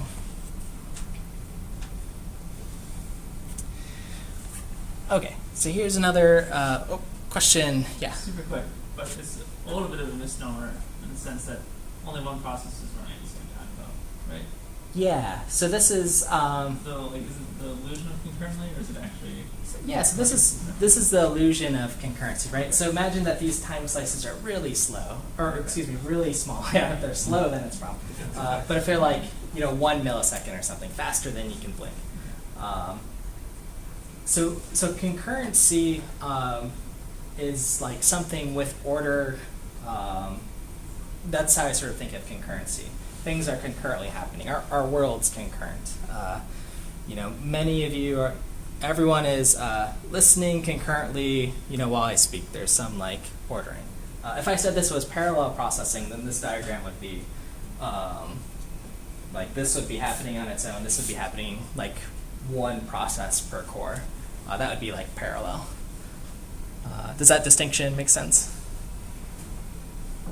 Is A running, then stopping, and then running again? Yep. A gets a little time slice. Okay. The operating system says, "Hey, you got your turn." Yeah.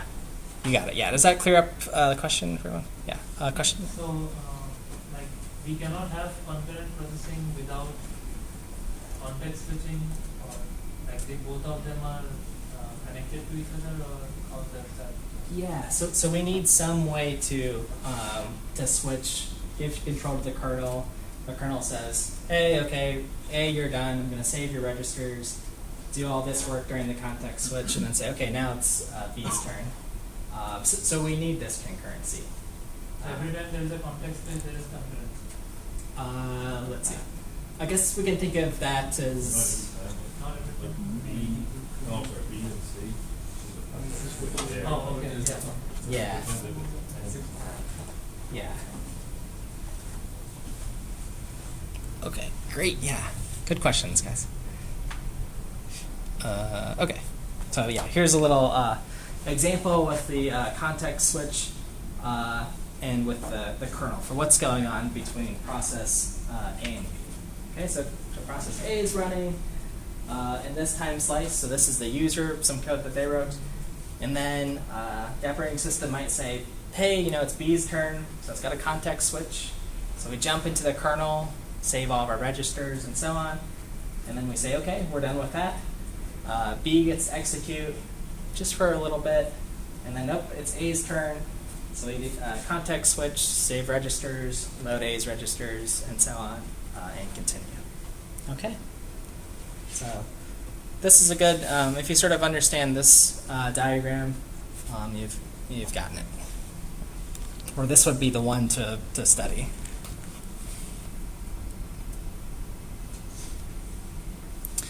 Okay, a few slides on process control, so sort of getting us warmed up for the lab here.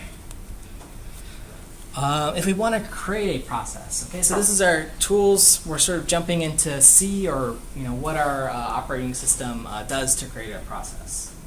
It does so by using the fork command. Okay, so it says I'm going to fork off and start another process, right? Add another path, another program that's going to do something. So when I fork, this creates a new child process that runs and executes. Okay. Conceptually, when I do fork, this new child is a clone of itself. Okay, so I'm running some program, I fork, and I get a duplicate of that program. Okay, so you can sort of imagine your operating system having this sort of empty process that I can fork and say, hey, you're a new process, go do something. Or if you're running a program, it's a complete duplicate of whatever it is when you fork. So if you're running a game and you fork, you get a complete copy of that game also running. Okay, so syntax, fork returns an integer. If it returns 0 to the child process, it returns 0 to the child process. Right? So I'm sort of duplicating the program. It's going to return once to the child process 0 if I'm the child. So here's my parent. I forked off. This guy returns 0. The parent returns its ID. Okay? And you'll see this PID or PID for process ID. That's the identifier you'll see. Okay, so as mentioned, the child is pretty much identical to the parent. Child gets a copy that is separate to the parent's virtual address space. So it's a complete copy, but it's different memory. Okay, I've just copied everything, right? When you copy a file on your desktop, you can think of that like forking, right? The child gets a copy of the open file descriptors. So if I've opened a file in one process, it's a complete copy, so that other process has access to those files. But the child has a different process identifier, okay? Because it's a different process. And as I've noted, fork returns twice, in the sense that it returns once to the parent and once to the child, that 0 value. Okay, so that's a little high level thing, yeah. So when it copies it, like whatever memory allocated, basically when you fork, it's going to double. So in terms of like what you're using on. Yep, you got it. Yeah, it'll give it its own like address space, its own separate heap, but whatever was in the heap before, it's got a copy of that. So once the parent spawns off the child, is there like any relationship between the parent and the child, or does the OS like keep that somewhere? Yeah, so the OS knows who the children are, right? So we'll do an example of what happens when you destroy the parent and the child's left behind. What that is. So this will be our sort of lab activity. Yeah. So I'll leave it. Let's see, in the back first. Yeah. So do you have in other programming languages which is not C, like do you have methods similar to Fork?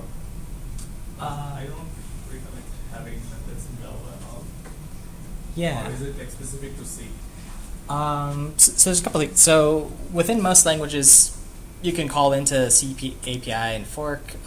Systems languages will have them. I don't know what the Java one is. Does anyone know? I have never like For fork? across any method that can create a process in Java.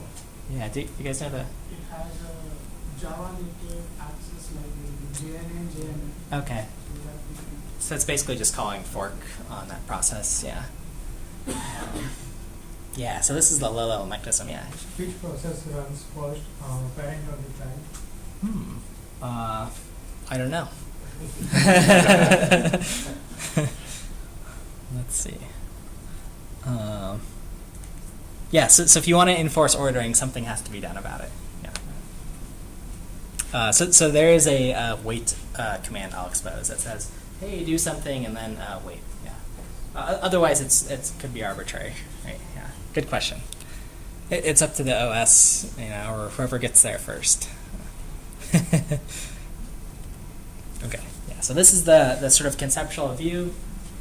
Here's our program, it hit fork, and then it makes a exact copy here of the parent and child. Okay, so same heap, same data, same code, and so on. So essentially the child process is inheriting the data from the parent's class. Yep. But then can the child manipulate the data that's in the parent class or change it? The child has access to, like if I opened some file or something in this process, the child still has access to that file. That's the one thing that's duplicated. Now the child, so if I change some variable in the heap here, for example, it just stays in this child. I can't manipulate this parent. Okay, so it's not passed as like a reference. Exactly, yeah. So the mechanism for doing that, there was a question about this idea of threads before. It's the same idea where I'd have these two different boxes, but with a thread there would only be one heap between them. So in the child, I could change data in the parent, for instance. Okay, so there's a little distinguishment between process. Process, right, is its own thing, and threads a part of something. Usually we refer to threads as lightweight processes. They can sort of execute and do some work, but the memory is shared. Yeah. So how do we know like which one should we go for? Should we go for creating a new process or should we go for creating a new thread? Yeah, so if you know you need to access some data that's sort of shared, that's sort of your indicator. Okay.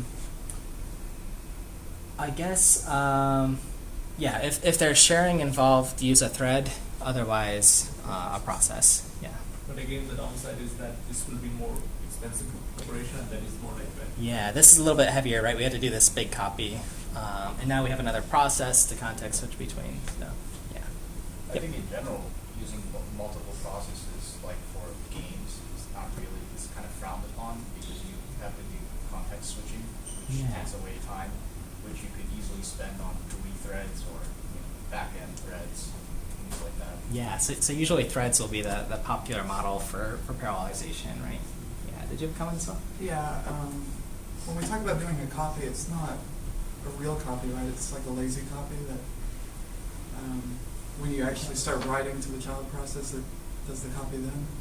I thought the textbook said that. That's a good question. I don't know if it's lazy or if it happens like all at once. The good news is this copy can happen relatively fast for the forking, right? I can just say wherever this memory is, sort of duplicate it, right? It's got to happen fast. I don't know if it's lazy or not. I'll have to look. I wouldn't be surprised if it's the idea of lazy is don't do something until we need it, right? Until this child process actually runs, then copy, put the data in, and so on. If the textbook says it, I believe it, yeah.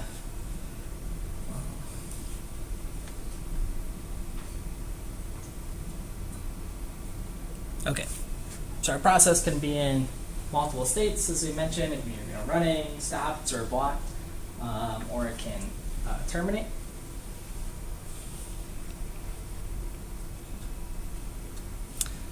In order to terminate a process, there's 3 ways to do it. I can receive one of those signals. If it's a sig for a segmentation fault or a control C or whatever. We can return from main, or we can call the exit function. Okay, so when you call exit, that passes in some status, and then the process terminates with that status. And that status is some information, right? Mostly in our C programs, we just do return 0. That usually means no error. If you get something else, that's some information communicated back to us. Okay. So for example, if we're a parent and we spawn off a child and the child exits, we might be able to recover some of that information.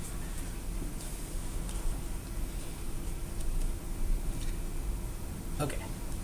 Additional commands that we have, get process ID, so that returns our process ID, get parent process ID, okay, get PPID here,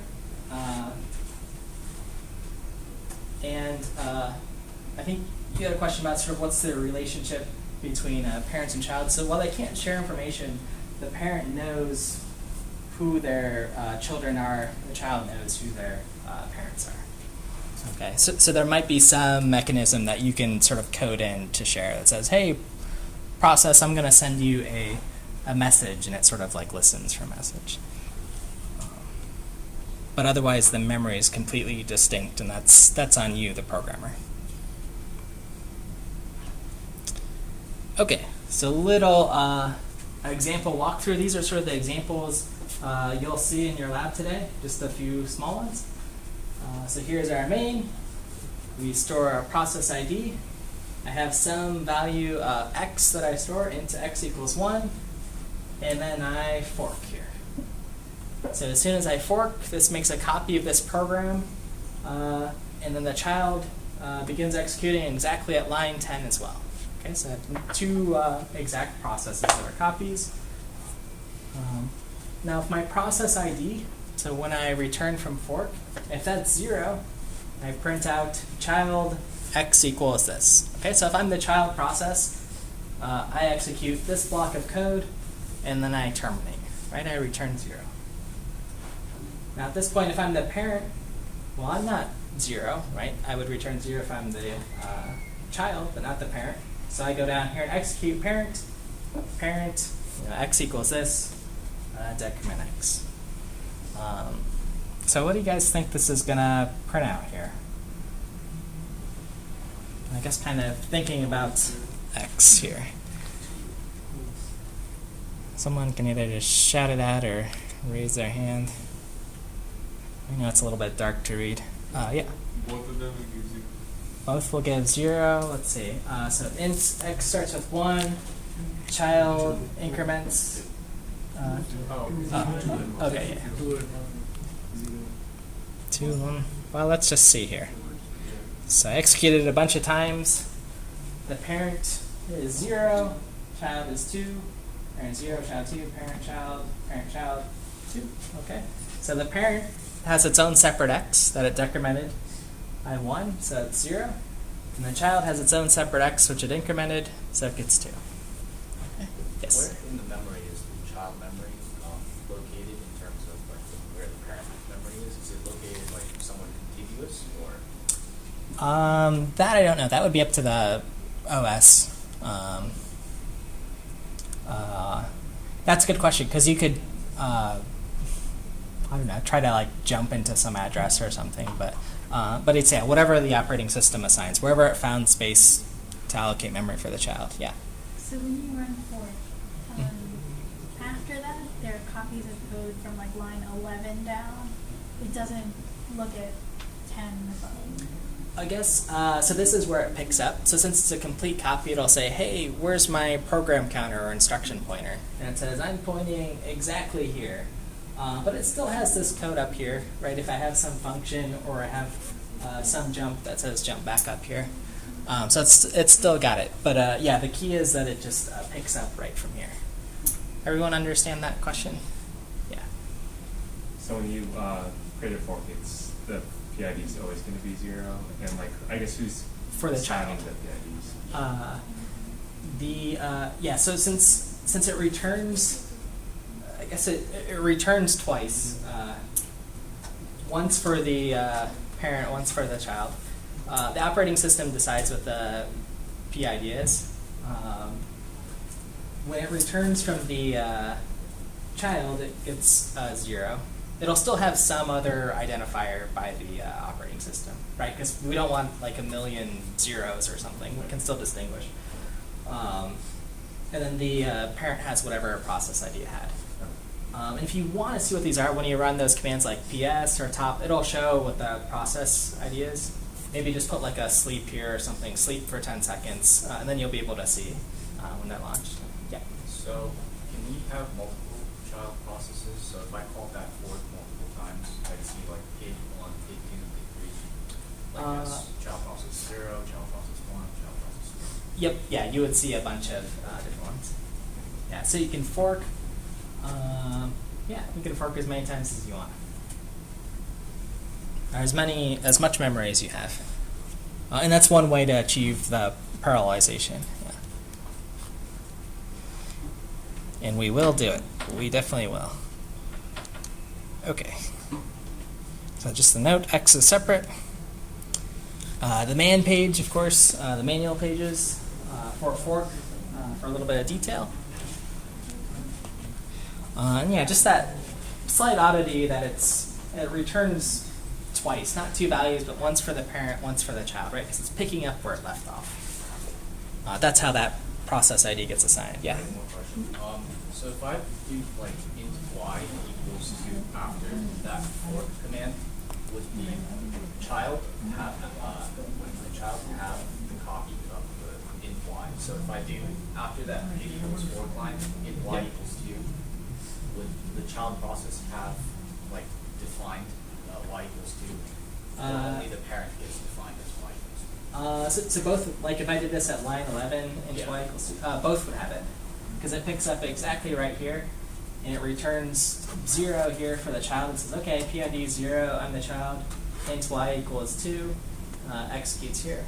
And the parent would also pick up exactly right here, say, okay, my process ID is whatever, int y equals 2. So maybe actually if we put it in line 16, that would only be applicable for the parent, right? Because in line 14 he's already done. Right, yeah. Yep, this would, yep, you got it. So, so the idea is if I put like a int y equals 2 down here, the child's going to say, hey, I'm process ID 0, printf, and then it's going to return and just terminate. Okay, so it'll never get to initializing this value for y equals 2 here. So it's just kind of out of luck, right? So if you want to like do a bunch of work in a bunch of child threads and sound like small task here, that's fine. And then your parent can do some larger work here or whatever, or organize the results from all these child threads. And that's sort of how the parallelism works. Yes, Sarah first, yeah. How did the parent organize their results in the child? Yeah, so some examples could be like if you're writing to a file. So we're going to do this as an example where we paint a picture. And each, I'm going to call them artists, each of the children are going to paint to a different spot in that picture. As long as they don't paint to the same spot, that's fine. And then the parent will say, voila, here's the masterpiece. So that's coming up, yeah. So when for where does the child start? Like, does it begin from the main itself? It starts right from here. Okay. Yep, because it'll say, I'm an exact copy, where did the parent leave off? I want to copy my parents, so I'm going to start right here. And it's got all this stuff initialized already. So any code above that will not be executed in the child? That's true, yeah, unless it jumps up back there. Yep. Yeah, question and then you next, yeah. So line broad is basically returning from the child process. Zero. Yep, Yeah. this one's returning, yep. Returning from the child process, then I have to create a user form. Exactly. Yep, so the child's its own process, and it says, hey, return 0. Return means terminate. 0, successful, so we successfully terminate this child. So what does that PID equals to 0 mean? Like, what is it doing? Oh, this one? Yeah. So remember right here, as soon as I execute fork, for the child process, when it's duplicated, it's going to assign this to 0. So it returns 0. For the parent, it returns just whatever its process ID is, right? And it just continues on. I think when we can you, if you fork multiple times, how do you differentiate between which one and which one? If whenever you fork, the child is assigned 0. If I fork from that again, what is the PID now? Or do you have to create a new?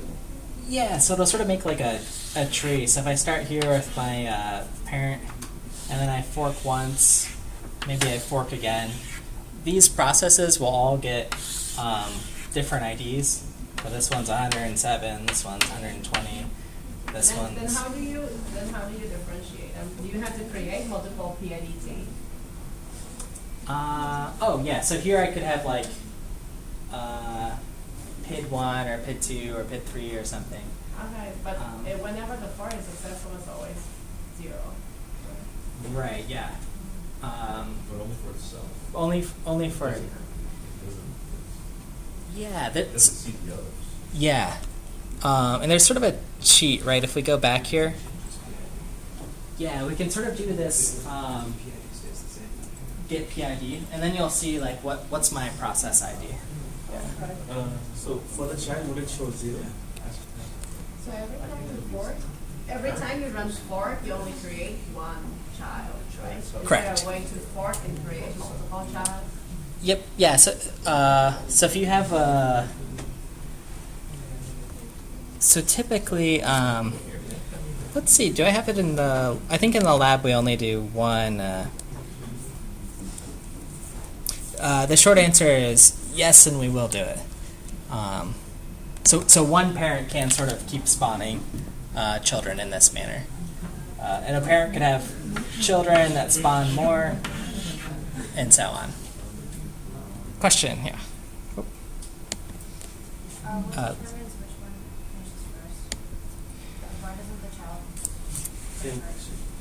Yeah, we got lucky in this run. That Is it just kind of like arbitrary? it's arbitrary, yeah. Because I thought that if you execute Why is it it arbitrary? go top down, right? Then the child be printing first. And then you would return 0 and quit, right? So remember the operating systems, I can just blame the operating system, no. Let's go, so we're almost at the in-class activity. So we can just jump into it.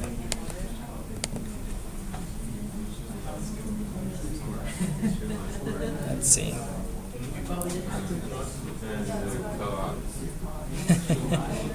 So example 4 in the lab, we'll introduce synchronization. So that'll say like, hey, I definitely want this process to always finish first. And here's the mechanism.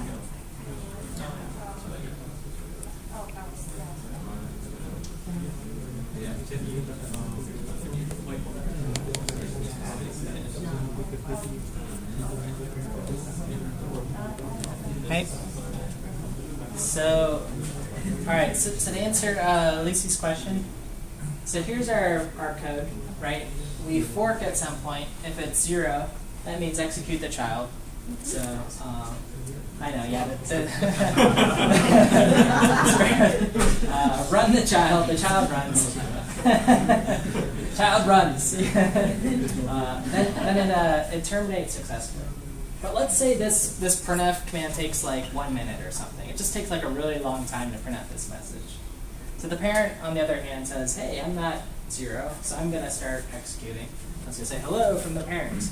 And then it waits on child status. It's actually going to wait for this child to return. Okay? For this value to come back that says, hey, I terminated at 0 or whatever. And then it'll print a message, child always is terminated by this point. Okay, so you'll get a little idea of ordering here. Right, we haven't jumped into concurrency a lot, but there are methods to say wait on some status. So if you can believe that we can wait on some other process, this works. Right? Wait for the child to do something. Wait for it to finish. Follow up, yeah. Yeah, sorry, this might be a really stupid question. Where in that code does child status get set on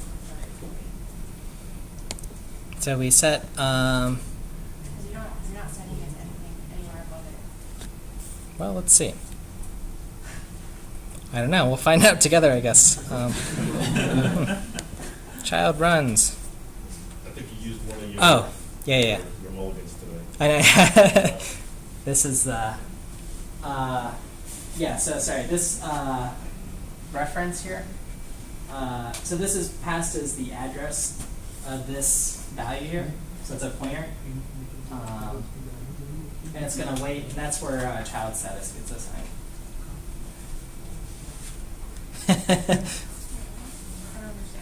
Believe it? Should we just run it? Yes, please. Okay. All right, this is what you guys got to actually type this in. Don't cheat like I do here. Oops. CD here. So example 4. I'm going to paste it in.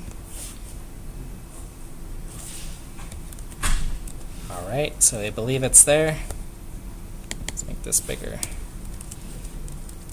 And compile example 4.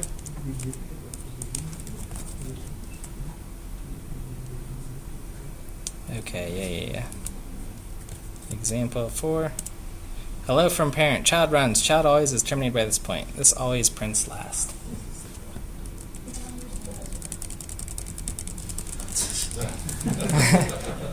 It works, right? User test. I mean, so you'd want to like run this millions of times. Okay, so how does it work? If I do manual page for wait. Okay, wait pid, waitity, wait for a process to change state. Okay, so how does that work? Okay, so all these system calls are used to wait. This is sort of, well, let's, this is sort of the debugging here, okay? So look at the man page for wait, and it's going to describe exactly what's going to happen to child status. And remember, look at the argument for what's being passed in. I'm looking at this one, which takes in status. And remember, right, so I passed in child status. My parent has a copy of that same variable, right? So it's got that copy. Think about those things. Yeah, question. Was child status a keyword then? It's like reserved for this? Not a keyword, just integer, uninitialized integer. This is sort of a C-ish pattern where you'll have like some uninitialized value, and then you'll pass in some pointer, and then within this function it'll get assigned. So it gets assigned. I guess we're just missing. I think this, the specific step in which it's assigned. Is it happening internally? Like, how do we know that it's supposed to assign it to child status as opposed to any other int value that we have created above? Like, I could have said like int foo and it is it is passing in child status in here. Oh, so it's okay. Yeah. So when you do that in child status, it's actually like the operating system is assigning the random variables. You do like a printf. Okay. And so what he's actually doing is he's waiting on that address of child status to be, when it's done, the child status in that if statement, then he can further do the printf. So it's like kind of like a block statement. Yeah. Yeah. This. Why is it going to? Why is that value going to change as opposed to? Like, how is child status associated with that specific child? I guess is. How is it associated? Like linked to that child. Like, why is it? If I had info up there as well, and would that value also change? Just because I'm like, why? Do you get what I'm saying? Yeah, I think I think we're missing. I feel like we're missing one explicit step, and So maybe it's happening implicitly somewhere, but I don't see. So is it like when the child copy is created, there's a new garbage value for child status, and therefore there's a change in what child status the pointer refers to or something? Yeah, I haven't actually looked at the code for how weight's implemented, but there is a copy of this, right, in child and in the parent as well. So if I do weight, let's see. I'm trying to imagine like how it's stepping through, and then. Yeah, let me see if I've got a. The whole point is like, why does that have reason? Just because I'm pointing at that address, why does that address have a reason to change? And if it's internal to this function, that's fine. Like it's just like, oh, this is what I'm going to use as an internal. Like this is since I am looking at this address as a parameter, as an argument, this is what I'm going to use to change as a tracker. But other than that, I don't see. So I'm just wondering if it's part of the weight functionality that whatever address you're pointing at is then going to be changed. Yeah. So as you're reading, how is it tracked? Is the question. If you scroll down the command page, I think it actually tells you it's the first child. It does, yeah. Let's see. State change is considered to be the child terminated, child was stopped by a signal, or the child resumed by a signal. Let's see. Because I think your question is how is it like assigned and associated with that variable, right? Even though it's like its own separate copy. Let me see here. Yeah, to me, if that until one of its children terminates. Yeah. This Okay. Yeah. was set to be the PID. Yeah. Then it would make sense, but it just looks like it's here. Initialize it.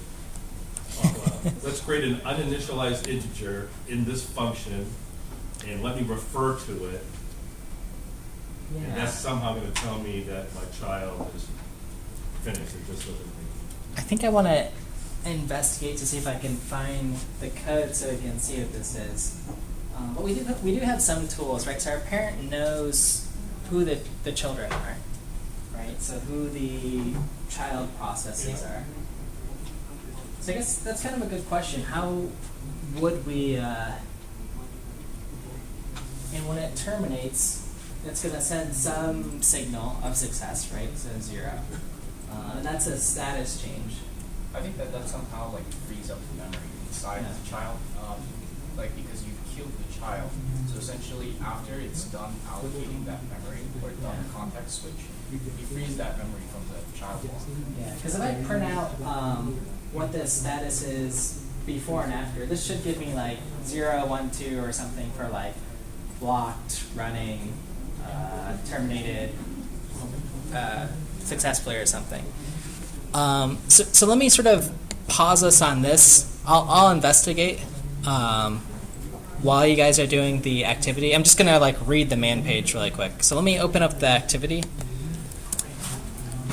and then we'll get to the lab.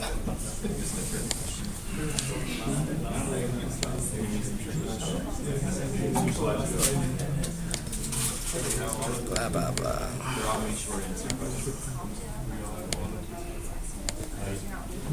You're not going to ask us what the week is. I should have, yeah. Let's see, suspense execution of the calling process. If it's saying minus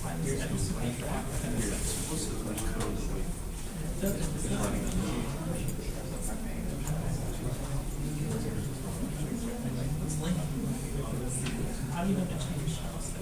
Yeah.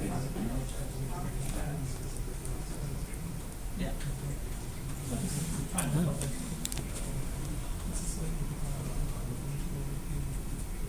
This is a parameter. Can we start this?